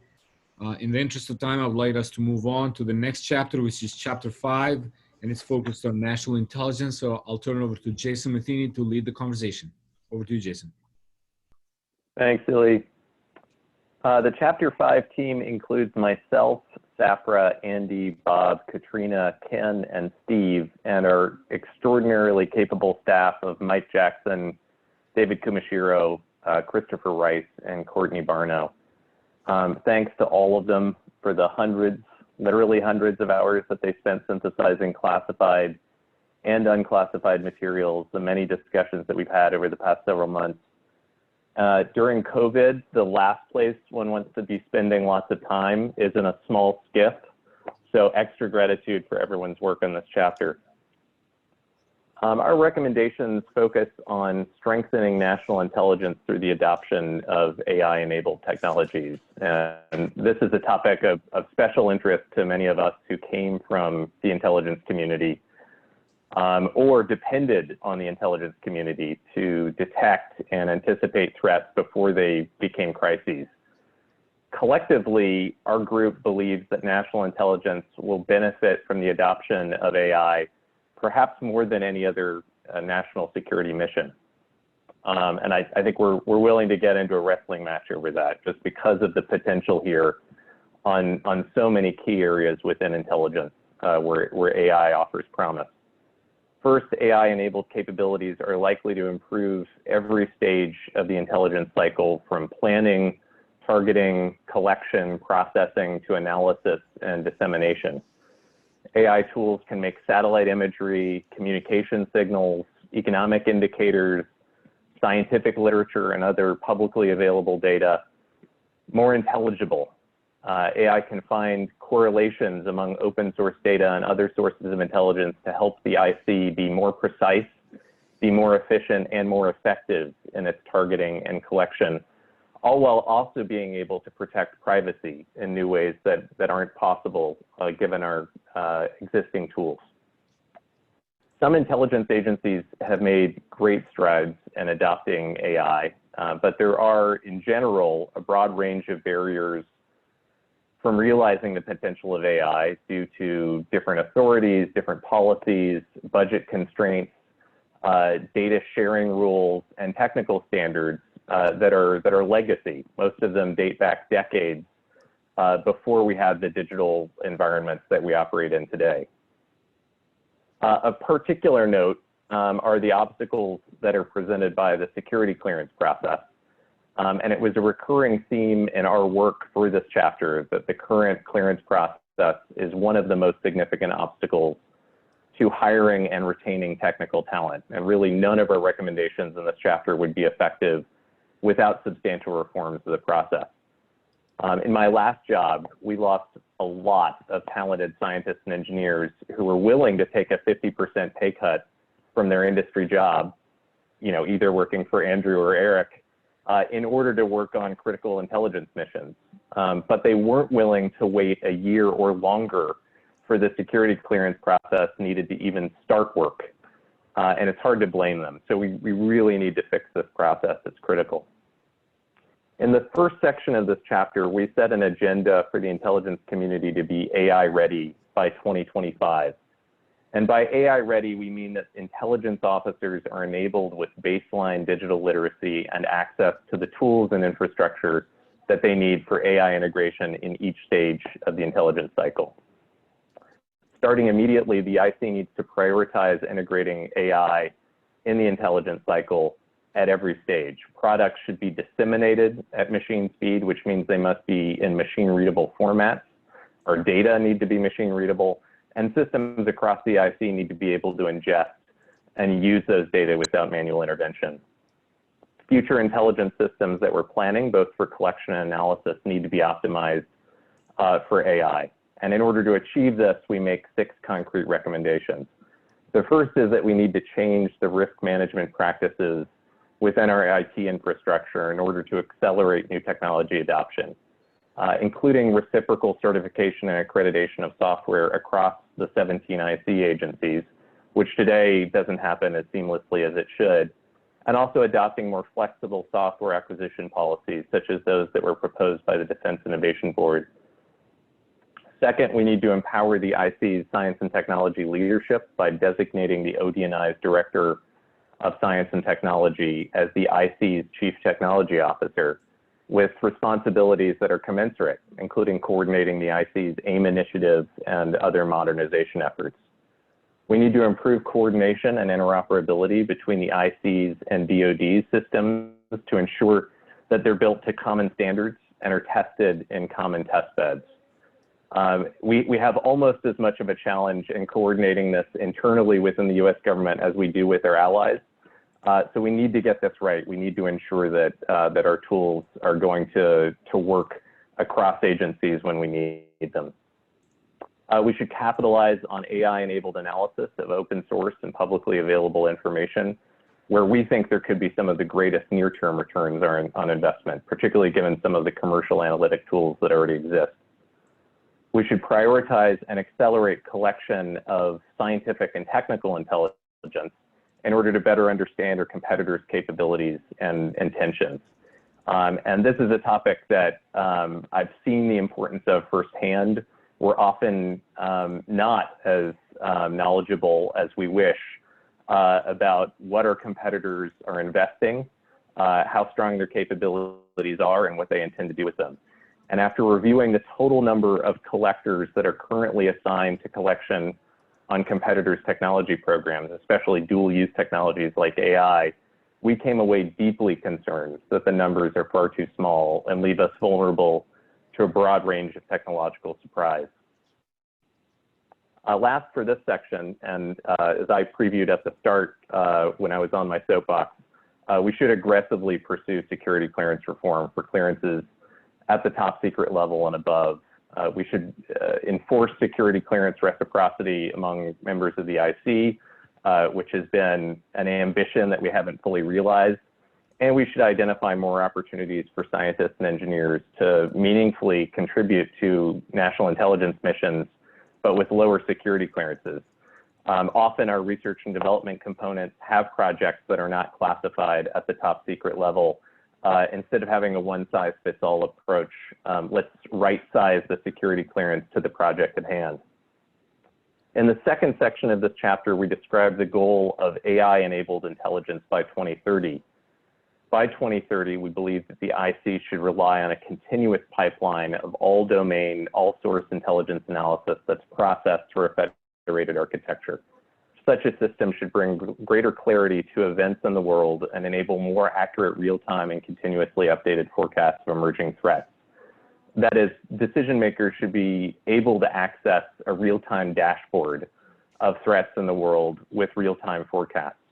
To achieve this, we recommend first that we continue to build out a purpose-built IT environment that can fuse intelligence from different domains and sources. The IC has made some progress towards this goal with its adoption of cloud computing and a shared IT environment. Those are important first steps, but we need to make it much easier to share data across agencies, to share analytic tools, to share testing environments, so that we can understand where our tools succeed and where they break.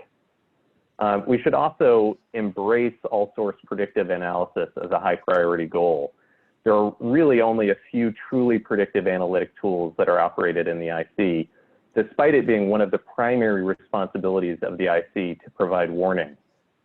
So the use of forecasting tournaments and prize challenges by the IC can continue to advance breakthroughs in predictive analytics, and we should be using them much more frequently. Last, we should develop innovative approaches to human-machine teaming and intelligence collection and analysis. We're still learning how to team humans and machines so that we can leverage the unique abilities of both. So we need more work on this topic of the sort that we thought was exemplified in IRPA's hybrid forecasting work that recently concluded. And with that, I'll now open the floor to other commissioners and staff for a discussion of this chapter. So Jason, doesn't 2030 seem way too late for you? Yes, it does. I think we would have wanted to put everything in the 2025 bin. And I think one of the things that makes us anxious is just that we haven't seen the rate of progress in the last 4 years that would make an accurate prediction of what we'll achieve by 2025. But that's probably the wrong attitude to come in with. We don't want that to be a self-fulfilling prophecy of pessimism. All of the things that I described in the 2030 bucket, we should be aspiring to get done faster because we need them today. Just a hammer on this. It just seems like national intelligence is the first use of AI because of its ability to do both recognition, pattern matching, vision recognition, and so forth. And that's what I think the IC spends most of its time on. So it seems to me that we should take a very strong position that there should be common standards, common tools across all of the IC groups at the top secret level, that they should move to the cloud as fast as they can, et cetera, et cetera, et cetera. We should take a very strong position that this is an easy win from the standpoint of national security if it's done correctly. I agree, Eric. I would be all for taking everything in our 2030 bucket and adding it to our 2025 bucket. I wouldn't argue time. I totally agree with time. But I would offer that we have a problem with skills and we have a problem with adoption. And I think those are things that I would like, if we're going to move it up to be an earlier, that we have a discussion in our implementation plan. How would we be able to bring that talent to the IC that is qualified, that can do that work? Because I think, I don't want to be inspirational. I certainly like to be aspirational, but I also want to be pragmatic. We need to find a way to give the tools to the people that we call out, because an impossibility also is a turn off to people. I would say, oh, go ahead. I was just going to say on the IC, look, we have an amazing cadre of IC officers who work their jobs every single day. And when they want to, they can move mountains. When they wanted to change the analytical framework back in the early 2000s and modernize the systems, they were able to do it. When they wanted to go to the cloud, they were able to do it. We need to tell them that they need to do it again. And I think the workforce is looking for that signal. They're not looking for the easy way out. We are competing in the world where our adversaries and competitors are filling our coffers with lots of disinformation. We need those advanced systems, and 2025 is a reasonable time frame to get it done. I would just add a couple things. First of all, I think I completely agree that we can be going faster in the IC, and I like setting a more aggressive goal to 2025. I will say that I think that they've made quite a bit of progress in the IC and are meaningfully ahead of the DoD in terms of both adopting the cloud as well as AI in their everyday activities. And so I think there's been progress. I think it can go faster. I think I would add one other thing, which is something that was said by Jason in his overview, which is I do think, watching the way that the different agencies use technology, there's often a lot of duplication in asking for the same types of pieces of technology and regions and classified capabilities, top secret capabilities, where I don't think there has to be. And if you look at the private sector, what often happens is when you have a lot of different organizations that are duplicating functionality and wasting, frankly, some of the money and resources that go towards other things, you need somebody who helps pull those organizations together and say, you have to prove why you need something different for the same basic set of requirements. I think the same could be applied here, where you have, multiple parts of our federal government building, top secret and secret different infrastructure regions and capabilities where they really could be combining forces and being more efficient and saving resource to apply elsewhere. I want to return to the timetable question and argue, or well, at least represent the other side for a more balanced view on this. So, I mean, I understand the desire to do everything as quickly as possible, but I think that we have to be cognizant of the cultural change and the way of looking at things that's completely different. I think a lot of the enthusiasm is thinking about just the data, massive amounts of data and the data analysis and the data interpretation side. And that's not the only job of the IC. I think the full power of the AI is not just in the data analysis, but also in the decision making, the response, the human on the loop instead of human in the loop. And it really requires an embracing of a completely different way of thinking. And I think that we have to understand that changing the entire thought patterns and also getting familiar with all of the process and workflow changes that come as a result of that is the change that is needed, and not just everybody doing the same job with a different set of tools. And so I just want to emphasize that I'm not against the changes in the timetable, but we need to understand this is a different way of thinking, a different way of doing business, not just swapping out tools. To add to what we just heard, in that it's good to see develop innovative human-centric approaches to human-machine teaming as a recommendation in Chapter 5. The question is how to pull that off. It really is going to take folks that have a detailed understanding of status quo and task and critical needs of the task and current challenges, as well as developments when it comes to the human AI collaboration and teaming efforts. It's going to take a lot of innovation, but also understanding and background. So getting people from both sides, the core research in this front, which is growing, and the actual specific needs of intelligence and taking it from where it is today to where it can be better, both modestly, like it'd be great to have a system that would help me do this tedious task better versus more deeply. Here's a whole new approach to how humans work with large data feeds and streams. So I just, a concern rises, especially with the wall of clearance, as to whether we'll get the kind of collaboration we need, given the fact that, or the likelihood that organic, looking at research papers in the open space and then looking at the cleared techniques might not work as well as it would in other areas. I think the C's point is a real one, and we shouldn't take it lightly. I think same thing, the points you bring up, Eric. If we want to start cultural change within the IC, we need to integrate people who understands how do you deal with this class of technology, and not just from a technology point of view.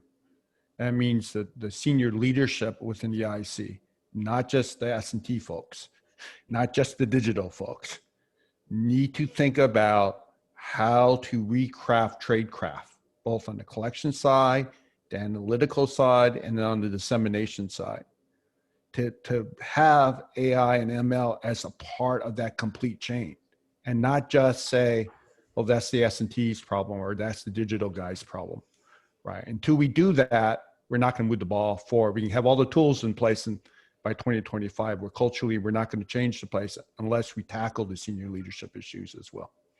Gilman, you're doing exactly what I was not so articulate in saying. It is, to me, absolutely not a technology space problem. It is the adoption and adaption problem. And I think this starts to get into an implementation plan. So I think in order for us to talk about it, we ought to think about getting together and seeing what we can do to foster that implementation quicker. What are the things that we could bring to the table to help that cultural change, to change an organization? Those things that we could do inside of the implementation team. I think aspirationally, I just was thinking, it isn't really an aspirational and it isn't really an inspirational, it's an absolute emergency problem So we should be getting to doing this quicker. And let's think of what we can do to help that and facilitate that through the implementation plan. Well, and I would say that some of those topics have been brought up both in the DoD and the IC context. So to me, the two tools that are most important as one is constant rotation and cross-fertilization from the people who understand the mission to the people who understand the technology. And the second is constant experimentation. And we need to be uniformly lowering the barriers on both of those processes occurring and making sure that those become commonplace and not the exception, and in a continuous fashion. You know, the contact needs to be happening on a daily, weekly basis, not on a, every 6 months, some technology people parachute in and tell everybody else what to do.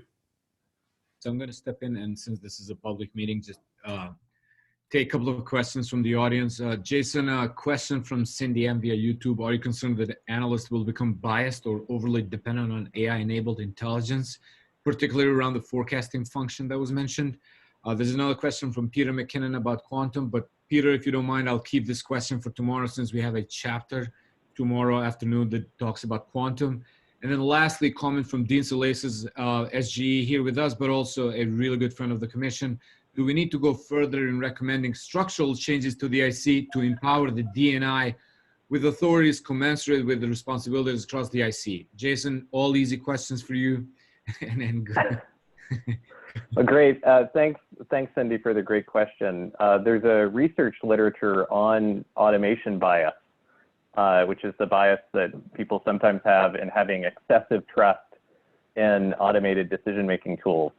There are some interesting, though, counterexamples where people have insufficient trust in decision-making tools, including we found in the intelligence community where this has been studied, where automated tools are often mistrusted because of their opacity. You know, when an Intel analyst is asked to explain the result of a judgment, it's not going to be just sufficient to say, well, this 300-layer neural net says there's a risk.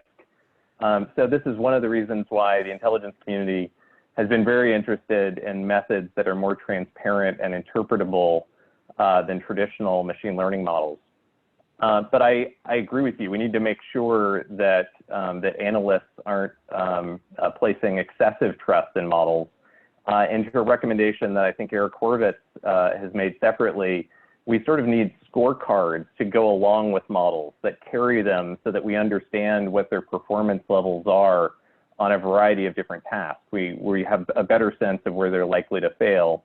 And we do need to spend more time building transparency and interpretability into models so that we can understand what's happening beneath them. To Dean's great question about DNI authorities, Dean will be able to answer this question better than I will, given that he was one of the senior leaders in the intelligence community thinking about technology transformation.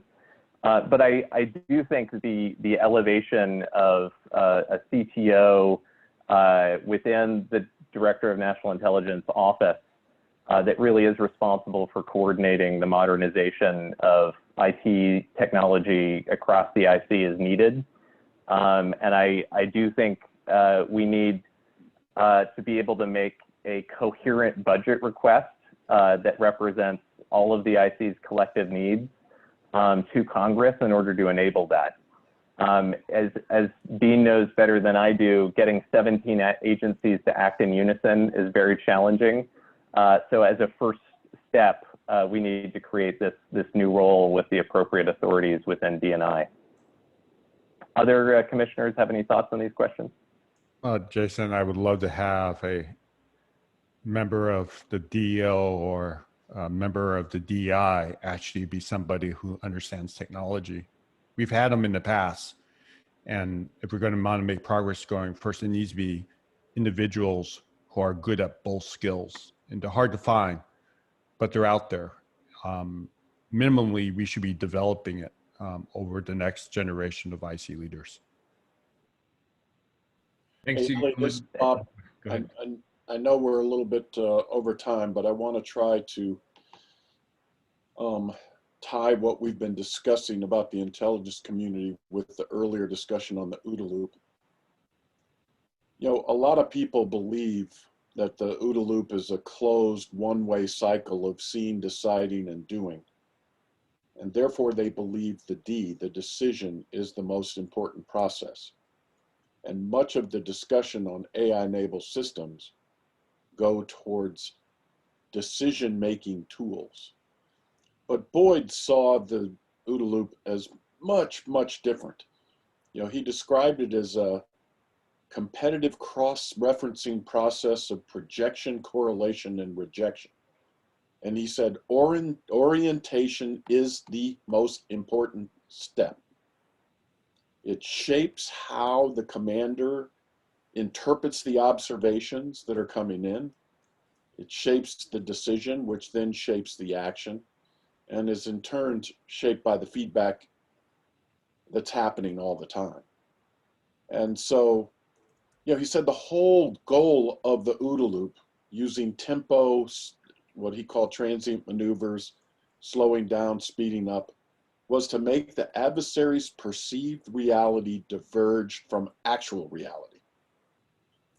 And it is becoming more and more difficult to understand what actual reality is. And this, in my view, is where the AI tools can really help. They're not going to be right all the time, but I guarantee you that they're going to be right more often than humans who are trying to understand just an avalanche and tsunami of data. So I agree with the folks that say, look, time is of the essence. We have to get a cultural shift to say, look, what is the intelligence community really pursuing AI for? To drive a commander's decision, or to actually make sure that the commander's perceived reality equals actual reality? Because if that gets wrong, as Boyd says, the bad guy collapses. So I don't know if I've made myself clear here, but you know, I agree with Jason's upfront part that the IC community is the place where AI can probably help the most right now. And doing it fast, I think, is really important. Over. Thank you, Bob. Amen. Thank you. And thanks to all the commissioners for the discussion. Over to you, Ellie.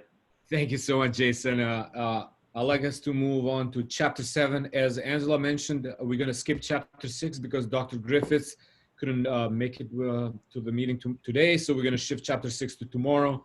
So we're going to now move on to Chapter 7, and I'll pass it over to Dr. Horvitz. Thanks, Illy. I've been chairing the line of effort that's been focused on ethics and responsible AI.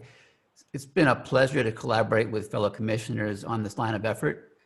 Jose Marie Griffiths, Jason Matheny, Mignon Clyburn, Katrina McFarland, and a truly impressive top-notch staff: Jessica Young, Rama Eluru, Carolyn Denui, Chuck Howell, Lance Lantier, and Jade Tarwood. Our recommendations in Chapter 7 stem from this line of effort's work over the past year to help ensure that departments and agencies critical to national security are equipped to responsibly develop, acquire, and field AI tools. In Chapter 7, we note that this is a critical area to get right. And we say, quote, if AI systems routinely do not work as designed, or if an AI system is unpredictable in ways that can have significant negative consequences, then leaders will not adopt it, operators will not use it, Congress will not fund it, and the American people will not support it. So agency stakeholders who decide to use an AI system for a mission need an informed understanding of the opportunities and risks and trade-offs. They need an awareness of the capabilities and limitations of a system's performance. They need to even understand the value of deploying an AI system versus status quo, and to have justified confidence that the system will perform as intended. While there have been studies about the responsible development and fielding of AI technologies worldwide, and these are evolving like the technology itself, the policies and best practices coming to the fore can really start to guide decisions about the design, development, and use of AI systems. Now, in July, the Commission published a detailed framework to guide the responsible development and fielding of AI across national security applications and communities. It contains a set of key considerations for policymakers and technical practitioners covering the breadth of the AI lifecycle and practices that should be integrated and should be updated as the technology advances. These considerations include recommendations for implementing AI systems in accordance with American values and the rule of law, and recommendations in the categories of engineering practices, system performance, human AI interaction and teaming, and accountability and governance of the systems. Since publishing the key considerations, we've sought and received feedback from the public, from domestic and international members of the AI community, and from stakeholders within departments and agencies that are critical to national security.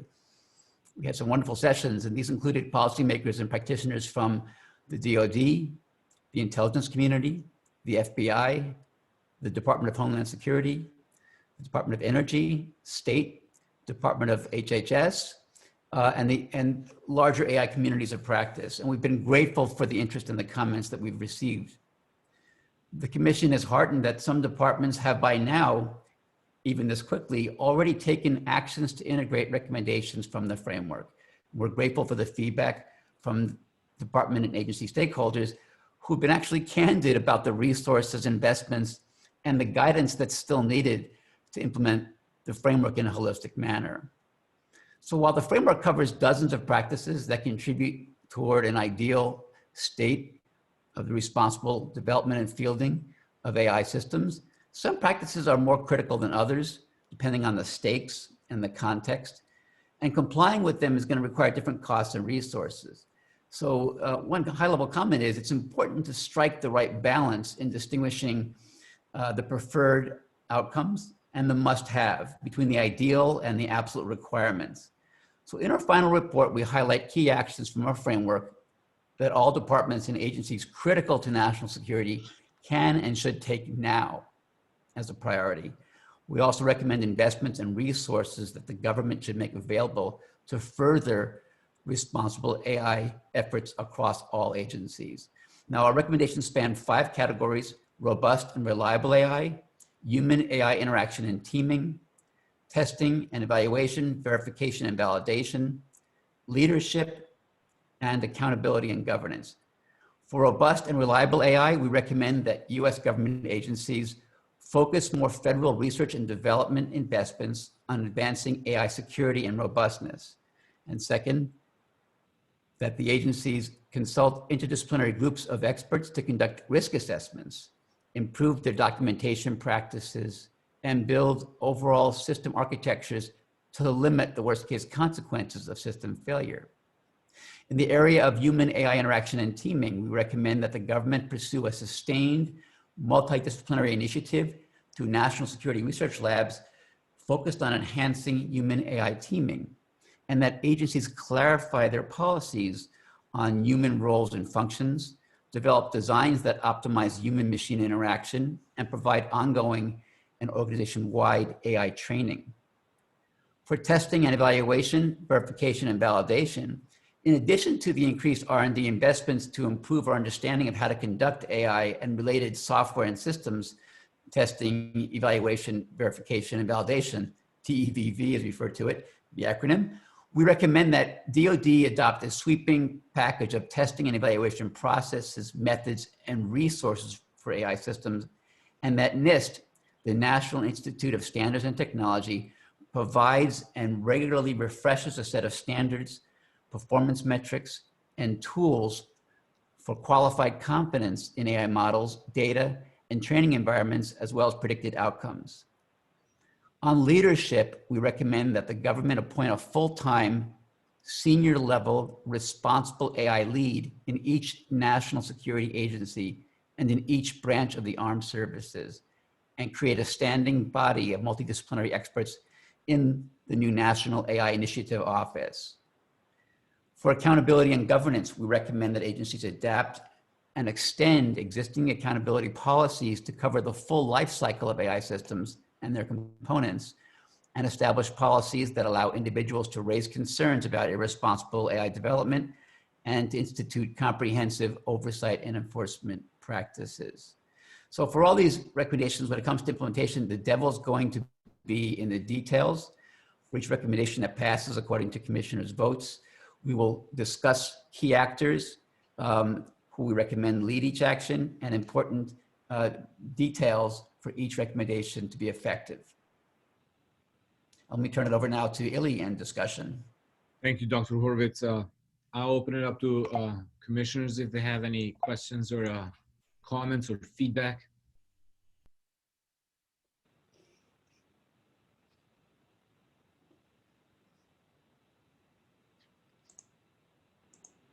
I just have a quick note of gratitude. I was just deeply impressed, Eric, by your leadership on this chapter and by the staff's work. And I think these are some of the most ambitious and useful recommendations that I've seen in this category in any report. Over. I'm sure the staff will appreciate that as well, the commissioners. Thank you. Yeah, and Eric, I join the praise for the work. What is the update on the relationship of your recommendations and the AI ethics principles that the DIB proposed and that the Defense Department adopted a year ago? I assume that this is an expansion of those principles. Right? Yeah, we actually and making them more partner-focused. Yeah, go ahead. No, we actually followed that work very closely, and we're close with the JAIC and with the DIB work that what became the DoD principles, but referred to them with fondness as high level and wonderful aspirations. And we've tried to take things to the next level. We found, whether it be corporate work or the DoD work, there are sets of high level principles that are wonderful. And some are and heterogeneous in their level of detail and what they and how much they describe versus aspire to. And so you might say that the key considerations and the work in chapters 7 and 8 get into the next level of detail. We actually built a matrix that we've published in the last interim report that showed the DoD high-level AI ethics principles on one axis, and then the cross-referencing to all the recommendations we're making to show how they fit in, and working very closely with the JAIC on the actual the meshing. But it's a good question. I think it's really important that people understand that, and it's in the report, there is a process of due diligence that has to be applied here. It can't just be the terminology. That's why there's meaningful implementation steps that we talk about. For example, the test evaluation, validation, and verification. That has to be to a standard. Of course, as an engineer, I believe that engineering can solve all ills. So I'm naturally going to think about how systems that we could design would help us validate that we are within our norms and within our standards. But I don't think that's out of concert. We've done this in the past. Our MISC systems that we use today have system implementations that prevent malign use of it if it falls into hands that would not use it appropriately. So this concept of doing work to validate that we have what we want for our values and our systems and our utility of this application is it's necessary for our nation to accept it. And thanks, Katrina. And to reiterate, Eric, the work of the DIB and the DoD in executing on making those principles, DoD principles, for all the agencies is absolutely stunning and heartening to see. So we took those which came on board over the process of the NSCAI LOE 6 work and acted very consistently with those principles, taking things to the next level, as we said, of detail. I would like to use a question from the audience from Andy Leher. His question is, what role can runtime assurance capabilities play in ensuring that AI autonomous systems operate within acceptable bounds? So Dr. Horowitz, over to you or any other commissioners that want to answer this question.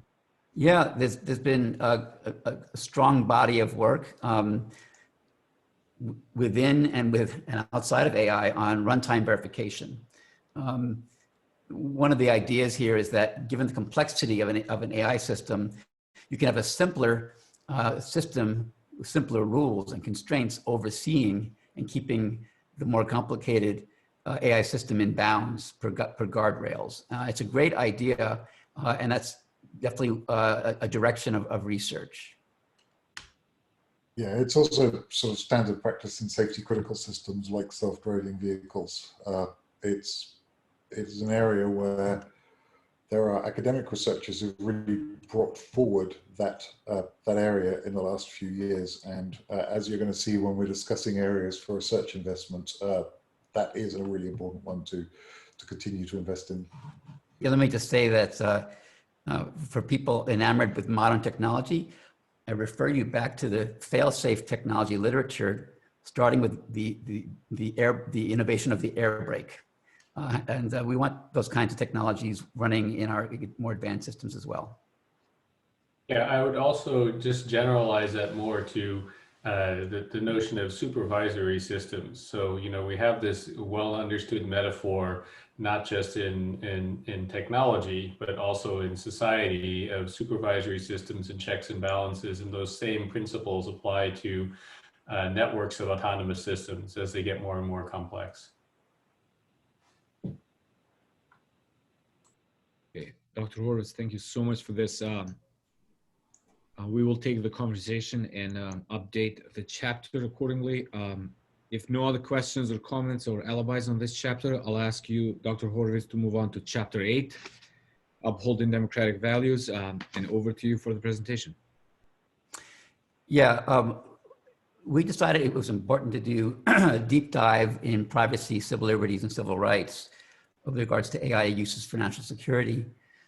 So our line of effort on ethics and responsible AI dedicated considerable attention to these concerns.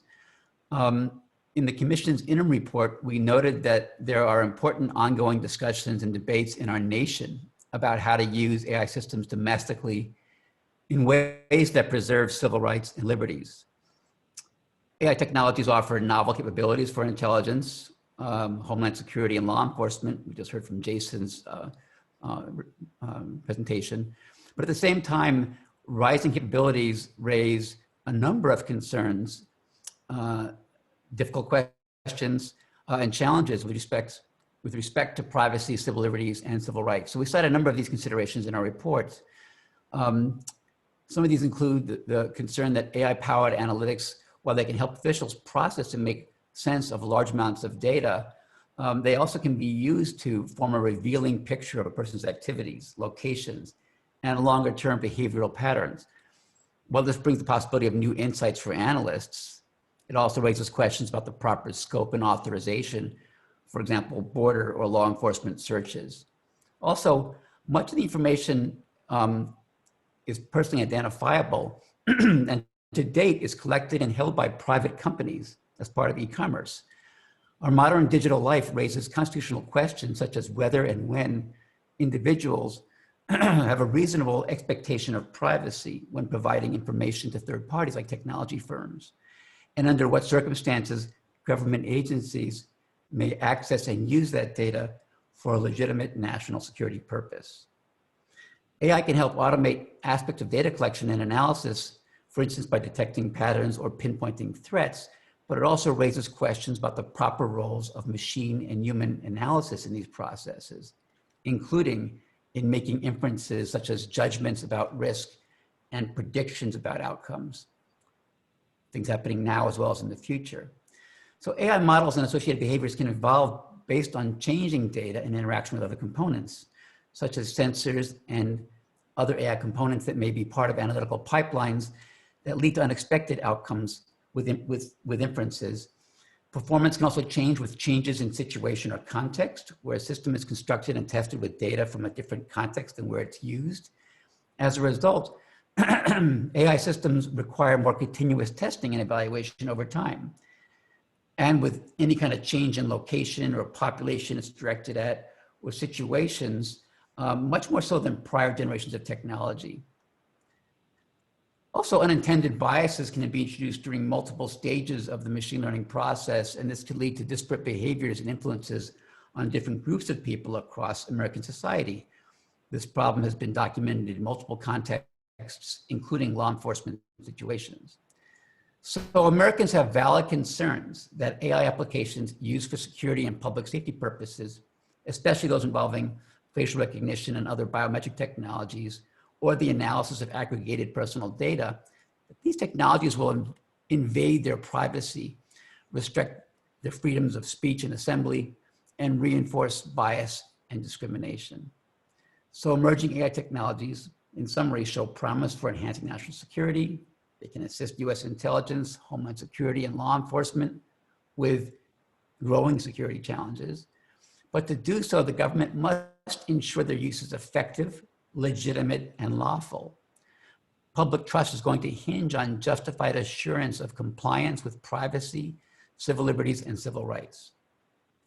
So in its approach to domestically adopt AI for national security, the US must uphold and bolster respect for democratic values, including privacy, civil liberties, and civil rights. And to this end, for my framing remarks, we make the following recommendations. We recommend that the government should invest in and adopt AI tools to enhance oversight and auditing in support of privacy and civil liberties. This includes examining current and emerging practices to improve the auditing of AI systems. Second, we recommend improving public transparency about how the government uses AI. The Department of Homeland Security and the FBI should publish civil rights and civil liberties reports for each new AI system or significant system refresh, and improve practices such that they provide a more holistic view of the role of AI systems before they are fielded. Third, we recommend that that systems should be developed and tested with the goal of advancing privacy, preservation, and fairness. Agencies should actually assess the risks in AI systems to privacy, civil liberties, and civil rights of US persons, take measures to mitigate them, and document accepted risks. In doing so, they should adopt relevant practices we pointed out in our key considerations work. Agencies should identify an office, committee, or team in each organization that will conduct a pre-deployment review of AI technologies that will impact privacy, civil liberties, and civil rights. And the government should establish third-party independent testing centers for national security-related AI systems that could impact US persons. This testing should be mandatory for high-stakes systems, but otherwise voluntary, yet recommended. A fourth recommendation is to strengthen the ability of those impacted by government actions involving AI so that they have the ability to seek redress and to have due process. To start, we recommend a review of DHS and FBI policies and practices that may impact due process and the fundamental ability to seek redress. We recommend that the Attorney General issue guidance on AI and due process. A fifth recommendation is to strengthen oversight mechanisms to address current and evolving concerns in 4 ways. The government should establish a task force to assess privacy and civil liberties implications of AI and emerging technologies, make near-term legislative and policy recommendations for AI development and use, and propose institutional changes to ensure sustained assessment and recurring guidance in this realm. Second, the government should strengthen the ability of the Privacy and Civil Liberties Oversight Board to provide meaningful oversight and advice on AI use for national security. And third, we recommend that the DHS offices of privacy and civil rights and civil liberties be empowered to play an integral role in the legal and approval processes for the procurement and use of AI-enabled systems, including associated data that's accessed and used by the systems. And finally, as part of strengthening oversight mechanisms, we recommend requiring that there be stronger coordination and alignment among federal oversight and audit organizations so as to ensure agency compliance with AI documentation and testing requirements and to overcome impediments to AI audit and oversight. So I said a lot of things. I'm also going to summarize. We're looking for a US approach for domestic adoption of AI for national security to strengthen and provide for oversight and auditing in support of privacy and civil liberties, transparency about AI use, recommended practices and baseline standards for AI system development and testing, the ability to contest AI decisions, to contest the decisions, and the legal and regulatory controls on how AI is used. Let me turn things over now to Illy and discussion. Thank you, Dr. Horowitz. And I'm opening up to comments, questions, feedback from other commissioners.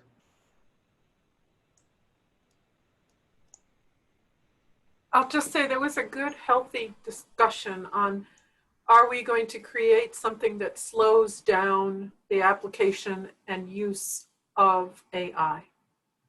And I think that we will continue, and I think it would be reflected in our implementation plan, that we are not, we have to do this, and we have to do it efficiently and effectively, but we have to avoid a bureaucracy. And so as we have this conversation, the need is paramount. It ties to all of the things that we talk about in this whole report. The society will not adopt, it can cause us more pain than gain. So we have to do it. The question is, how can we do this appropriately and with the least amount of impedance towards the speed that we need for getting to AI?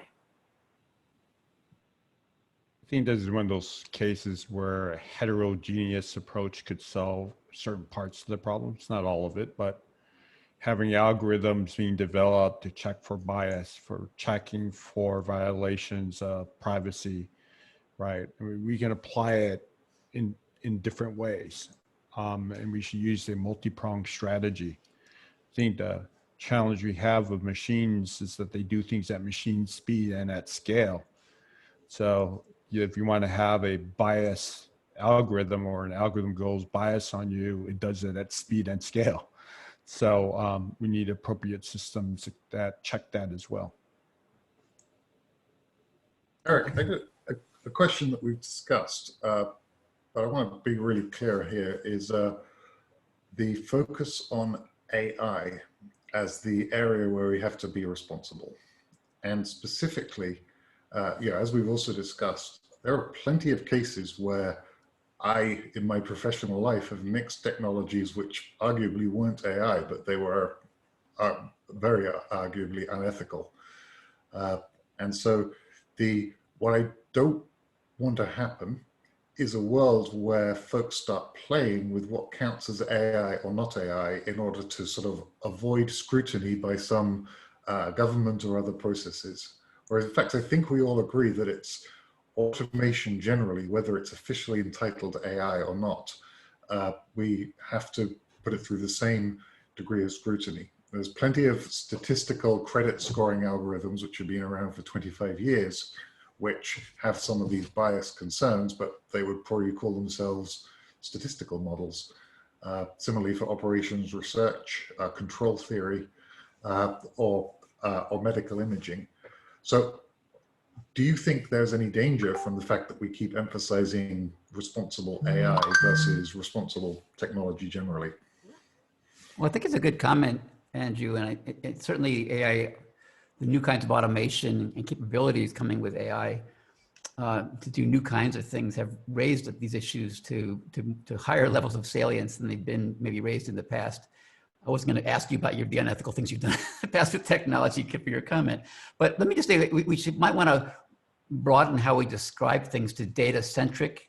When it comes to privacy, I don't personally just discriminate between AI technologies and something that a statistician might say, no, that's just statistics, that's just regression. So I think we want to be careful and point out that we mean, we're referring to AI broadly when it comes to automation and a set of technologies that can leverage data, for example, and do the same kind of generalization in other areas like control, where there might be biases, or analyzing potential costly outcomes of various versions of false positive, false negative, or poor controls in a control theoretic system. So let's think more about how to make sure that we don't take the label AI and just talk about things that an AI researcher would call mainstream AI when it comes to the concerns and the guidance. So I'd have to add, when I was working in the government, we almost excruciatingly caused ourselves pain when we were looking at application of rule setting.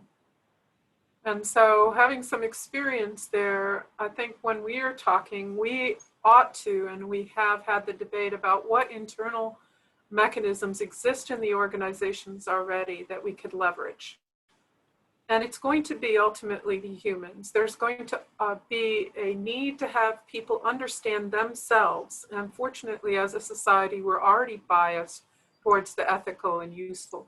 And it's really going to be focusing on how do we validate that implementation the appropriate way. Not so much, I think, on is it ethical or moral, or is it been utilized the appropriate way, but rather can they prove it? And I think that's going to be where our challenge rises. So I would like to ask a couple of questions we received online. First question from Kolya Verhage. Are there any thoughts on how government can offset the impact or cost on the algorithm supply chain by the potential imposition of ethical and unbiased performance requirements for AI algorithms?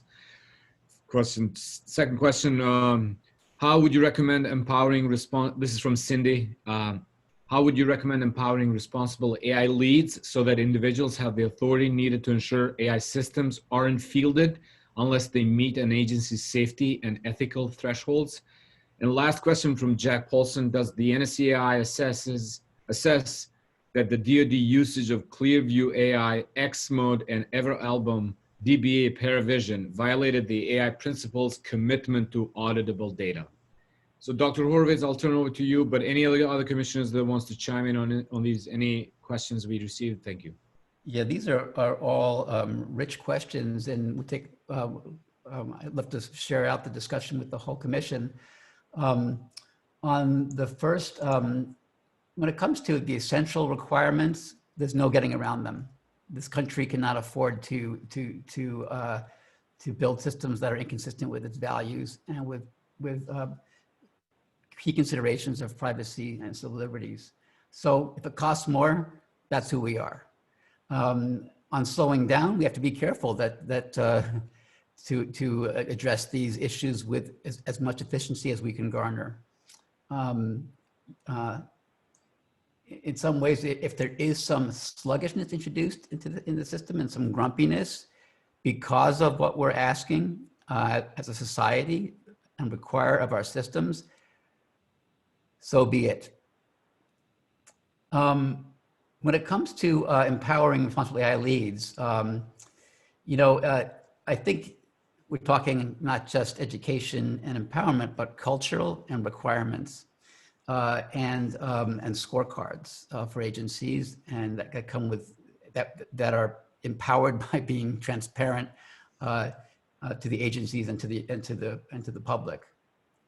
The last question is interesting to me. In fact, we had a recent discussion just this week on on the reports that the Defense and Intelligence Agency was making use of private location data purchased, which brought us into looking very carefully at the Carpenter versus U.S. Supreme Court decision, which was about the idea that the government would needs a warrant when it comes to law enforcement for GPS data, for example, in the case that was discussed by the Supreme Court, when it comes to a individual's expectations of privacy, when it comes to something as sensitive as location data. We have to note that it's going to be important for Congress and the judiciary to assess the adequacy of current legal constraints over the federal government's obtaining and use of third-party data, including data acquired from data brokers. The current state is, where we are legally, is that it's not clear if and how the courts will apply Carpenter when the government, acting in a foreign surveillance, foreign intelligence capacity, or in a national security context, decides to access and use private commercial data that reveals, for example, the location of US persons. So I think this is to be noted. It's a big discussion area. Some members of civil society are concerned that the third-party doctrine should not justify the warrantless receipt of data.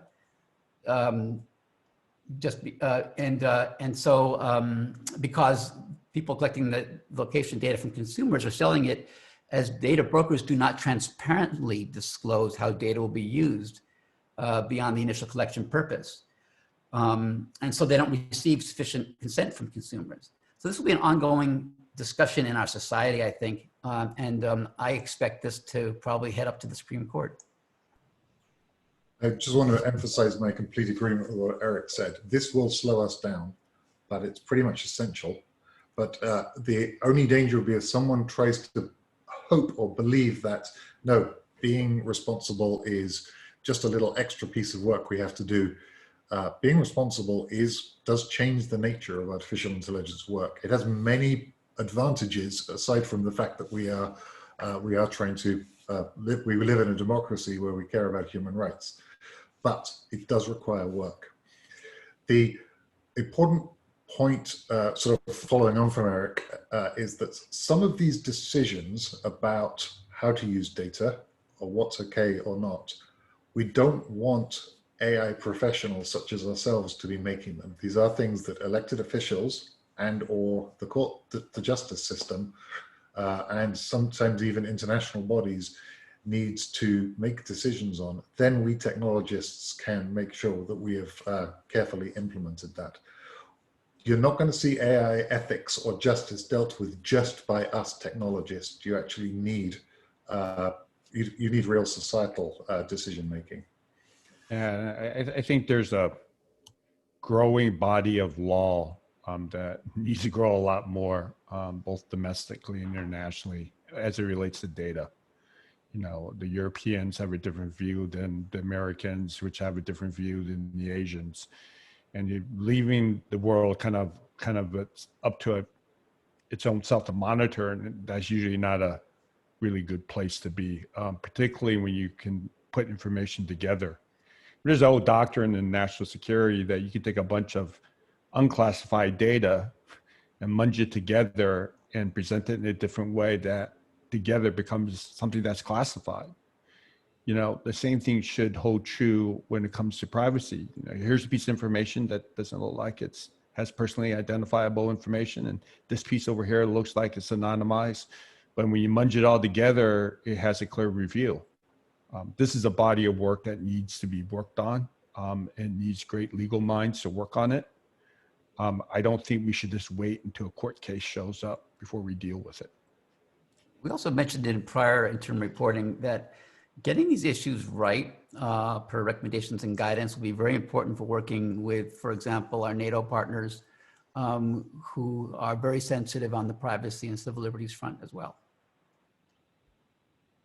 So I'd like to thank everybody because with this conversation, we conclude sort of like going over all the chapters except Dr. Griffith's chapter on part 1 of our final report, which is called Defending America. As Bob Work mentioned at the beginning of the conversation, the first 8 chapters really are focused on how we address the major challenges associated with organizing and resourcing DoD, IC, and other national security departments and agencies to think, organize, train, and operate, and adopt as fast as they can AI technologies to defend against AI threats. And then Dr. Horwitz just went over the sections of how we can adopt AI in a responsible and ethical way for national security purposes. And then how is the government use of AI consistent with the rule of law to protect Americans. Part 2 that I would like to introduce now is really focused on winning the AI technology competition. It has 8 chapters, but we will only go through the chapter 1, which I think sets the stage for tomorrow's conversation. And it situates AI in a broader national security context. And it talks about how we need to develop national technology strategy to ensure that the United States has the right mix of policies to promote AI talent and innovation, preserve our hardware advantages, and protect American intellectual property and the integrity of open research environment from adversaries. I would say that the next 8 chapters really provide the baseline or the foundation for the United States next national technology strategy. And with that, I'll turn it over to Chris Darby one more time to provide us with just a quick overview and then open up to the conversation. Chris.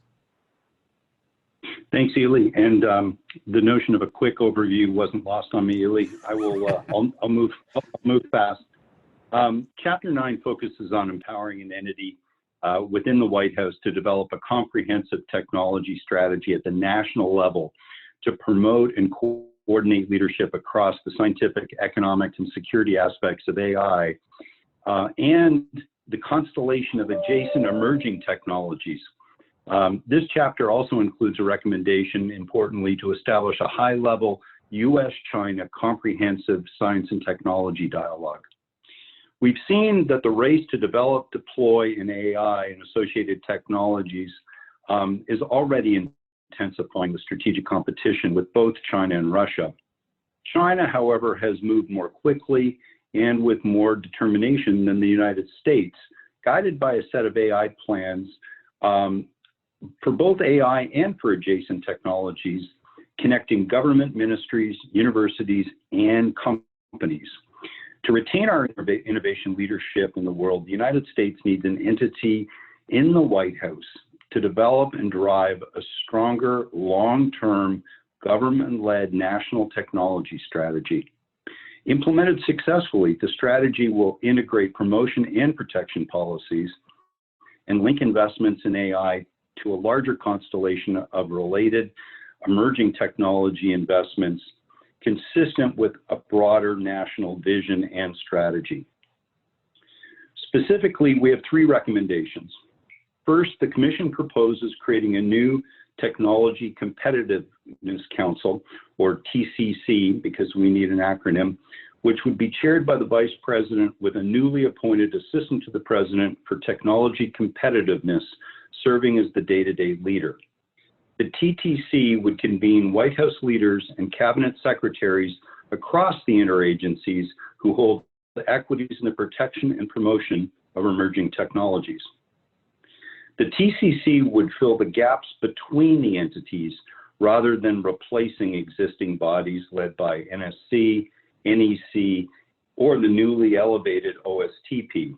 It would provide a forum for reconciling competing security, economic, and scientific priorities, and elevate technology policies from the tactical to the strategic level. The newly created Assistant to the President for Technology Competitiveness would be responsible for ensuring that policies pertaining to emerging technologies receive sufficient President-level attention.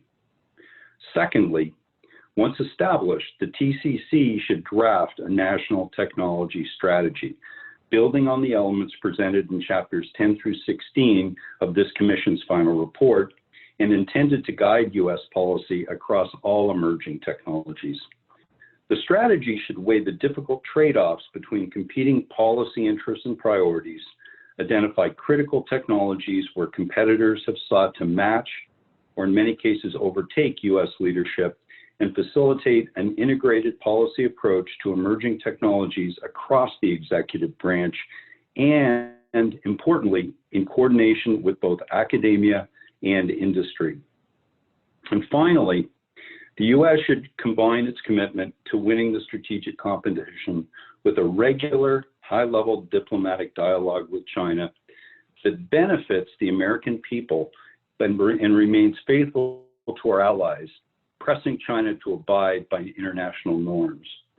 The dialogue should focus on the challenges presented by emerging technologies, to include AI, biotechnology, and other technologies as agreed to by both sides.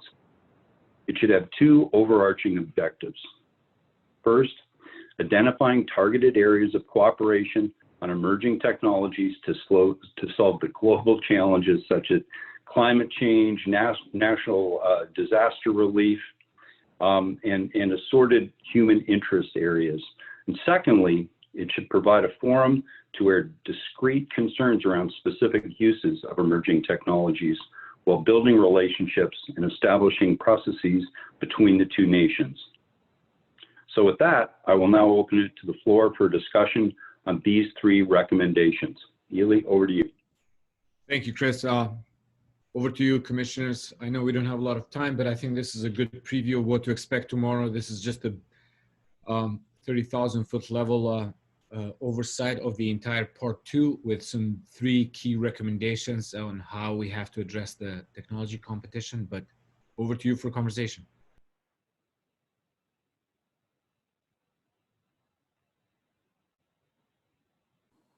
Well, this is Eric. I'm very interested in this question of national competitiveness, and I look forward to the discussion tomorrow about what those components are. But maybe I should comment then as opposed to now. Thank you. I think this is an excellent place for the combination of the discussion about the speed and the accuracy, as well as all of the whole of government response that we need to take to firmly keep our position and our like-minded countries align with us so that we can drive what we believe is the appropriate use and application of this science.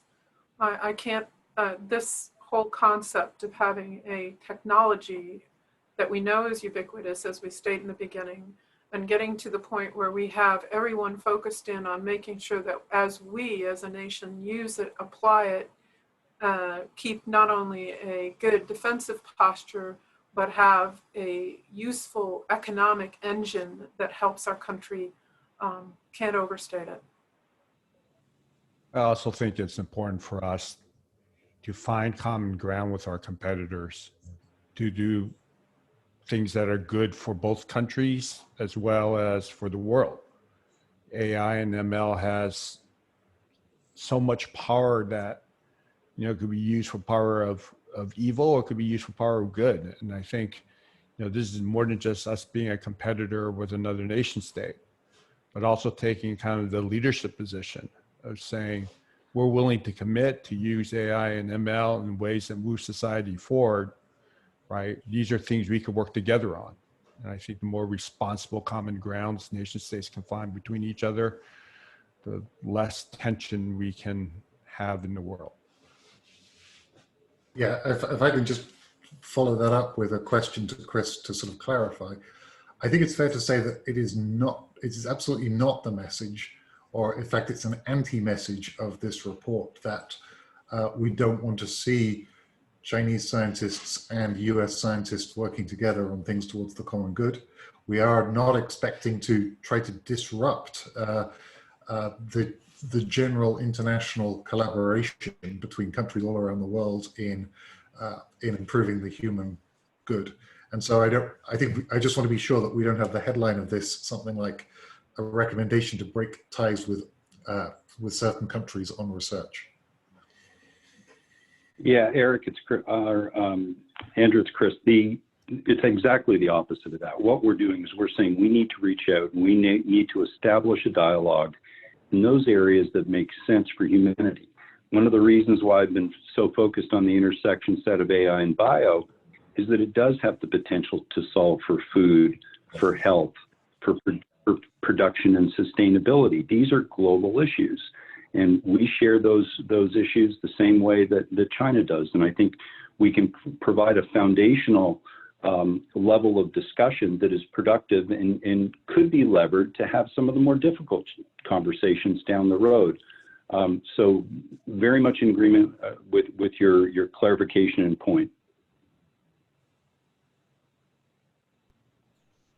So given that we have a couple of minutes left, I'm going to ask some questions that were posted online.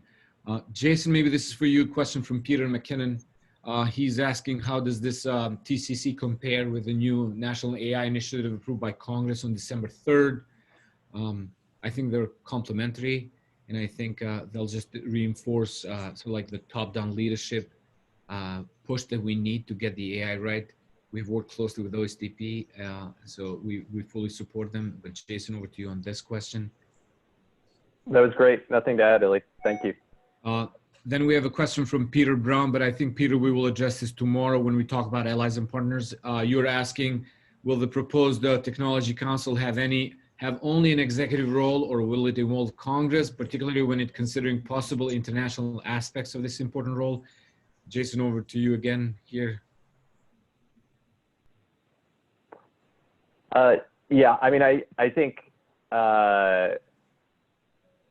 that there will certainly be a close connection to Congress. I mean, there would be a leg affairs or leg liaison that would be essential to this. And as Illy knows from his time at the White House and in the NSC, so much of the time in those environments are spent figuring out how to engage Congress and how to engage the agencies that are going to be responsible for the international aspects, such as State Department.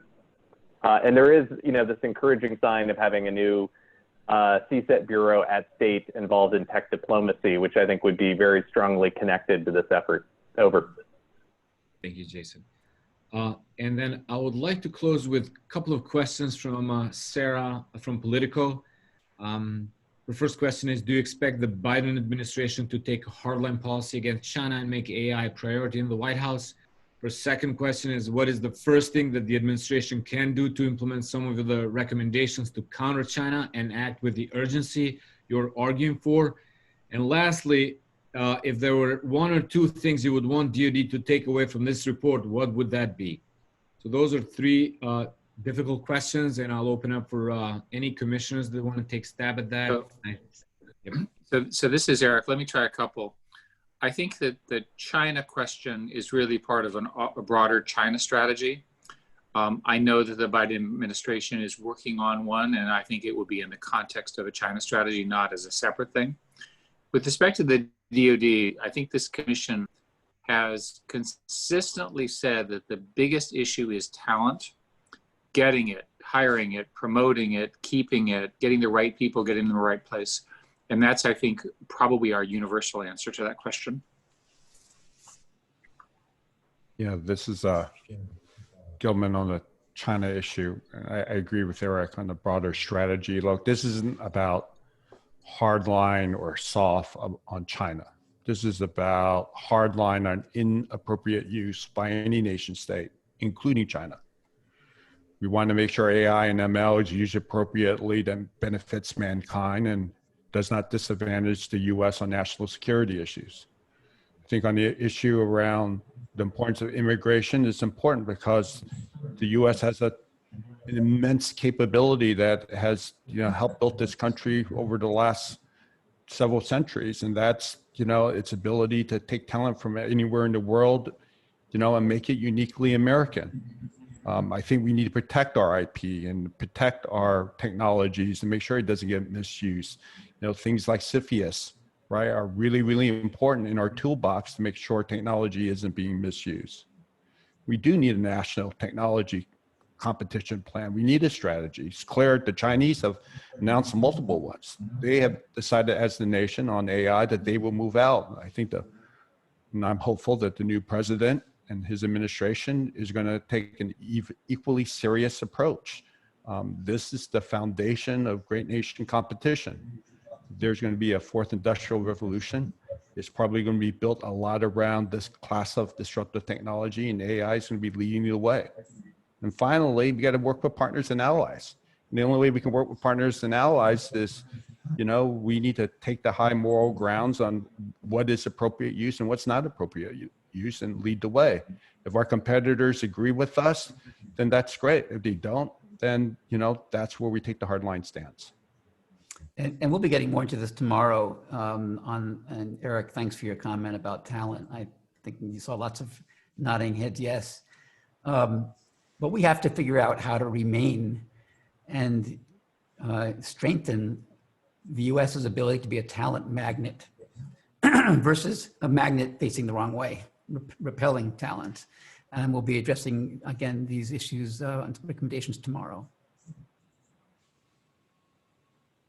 Okay, so with that, I would like to close this. As I said, this is a preview of tomorrow's remaining chapters, which I think provide a good baseline foundation for the national technology strategy.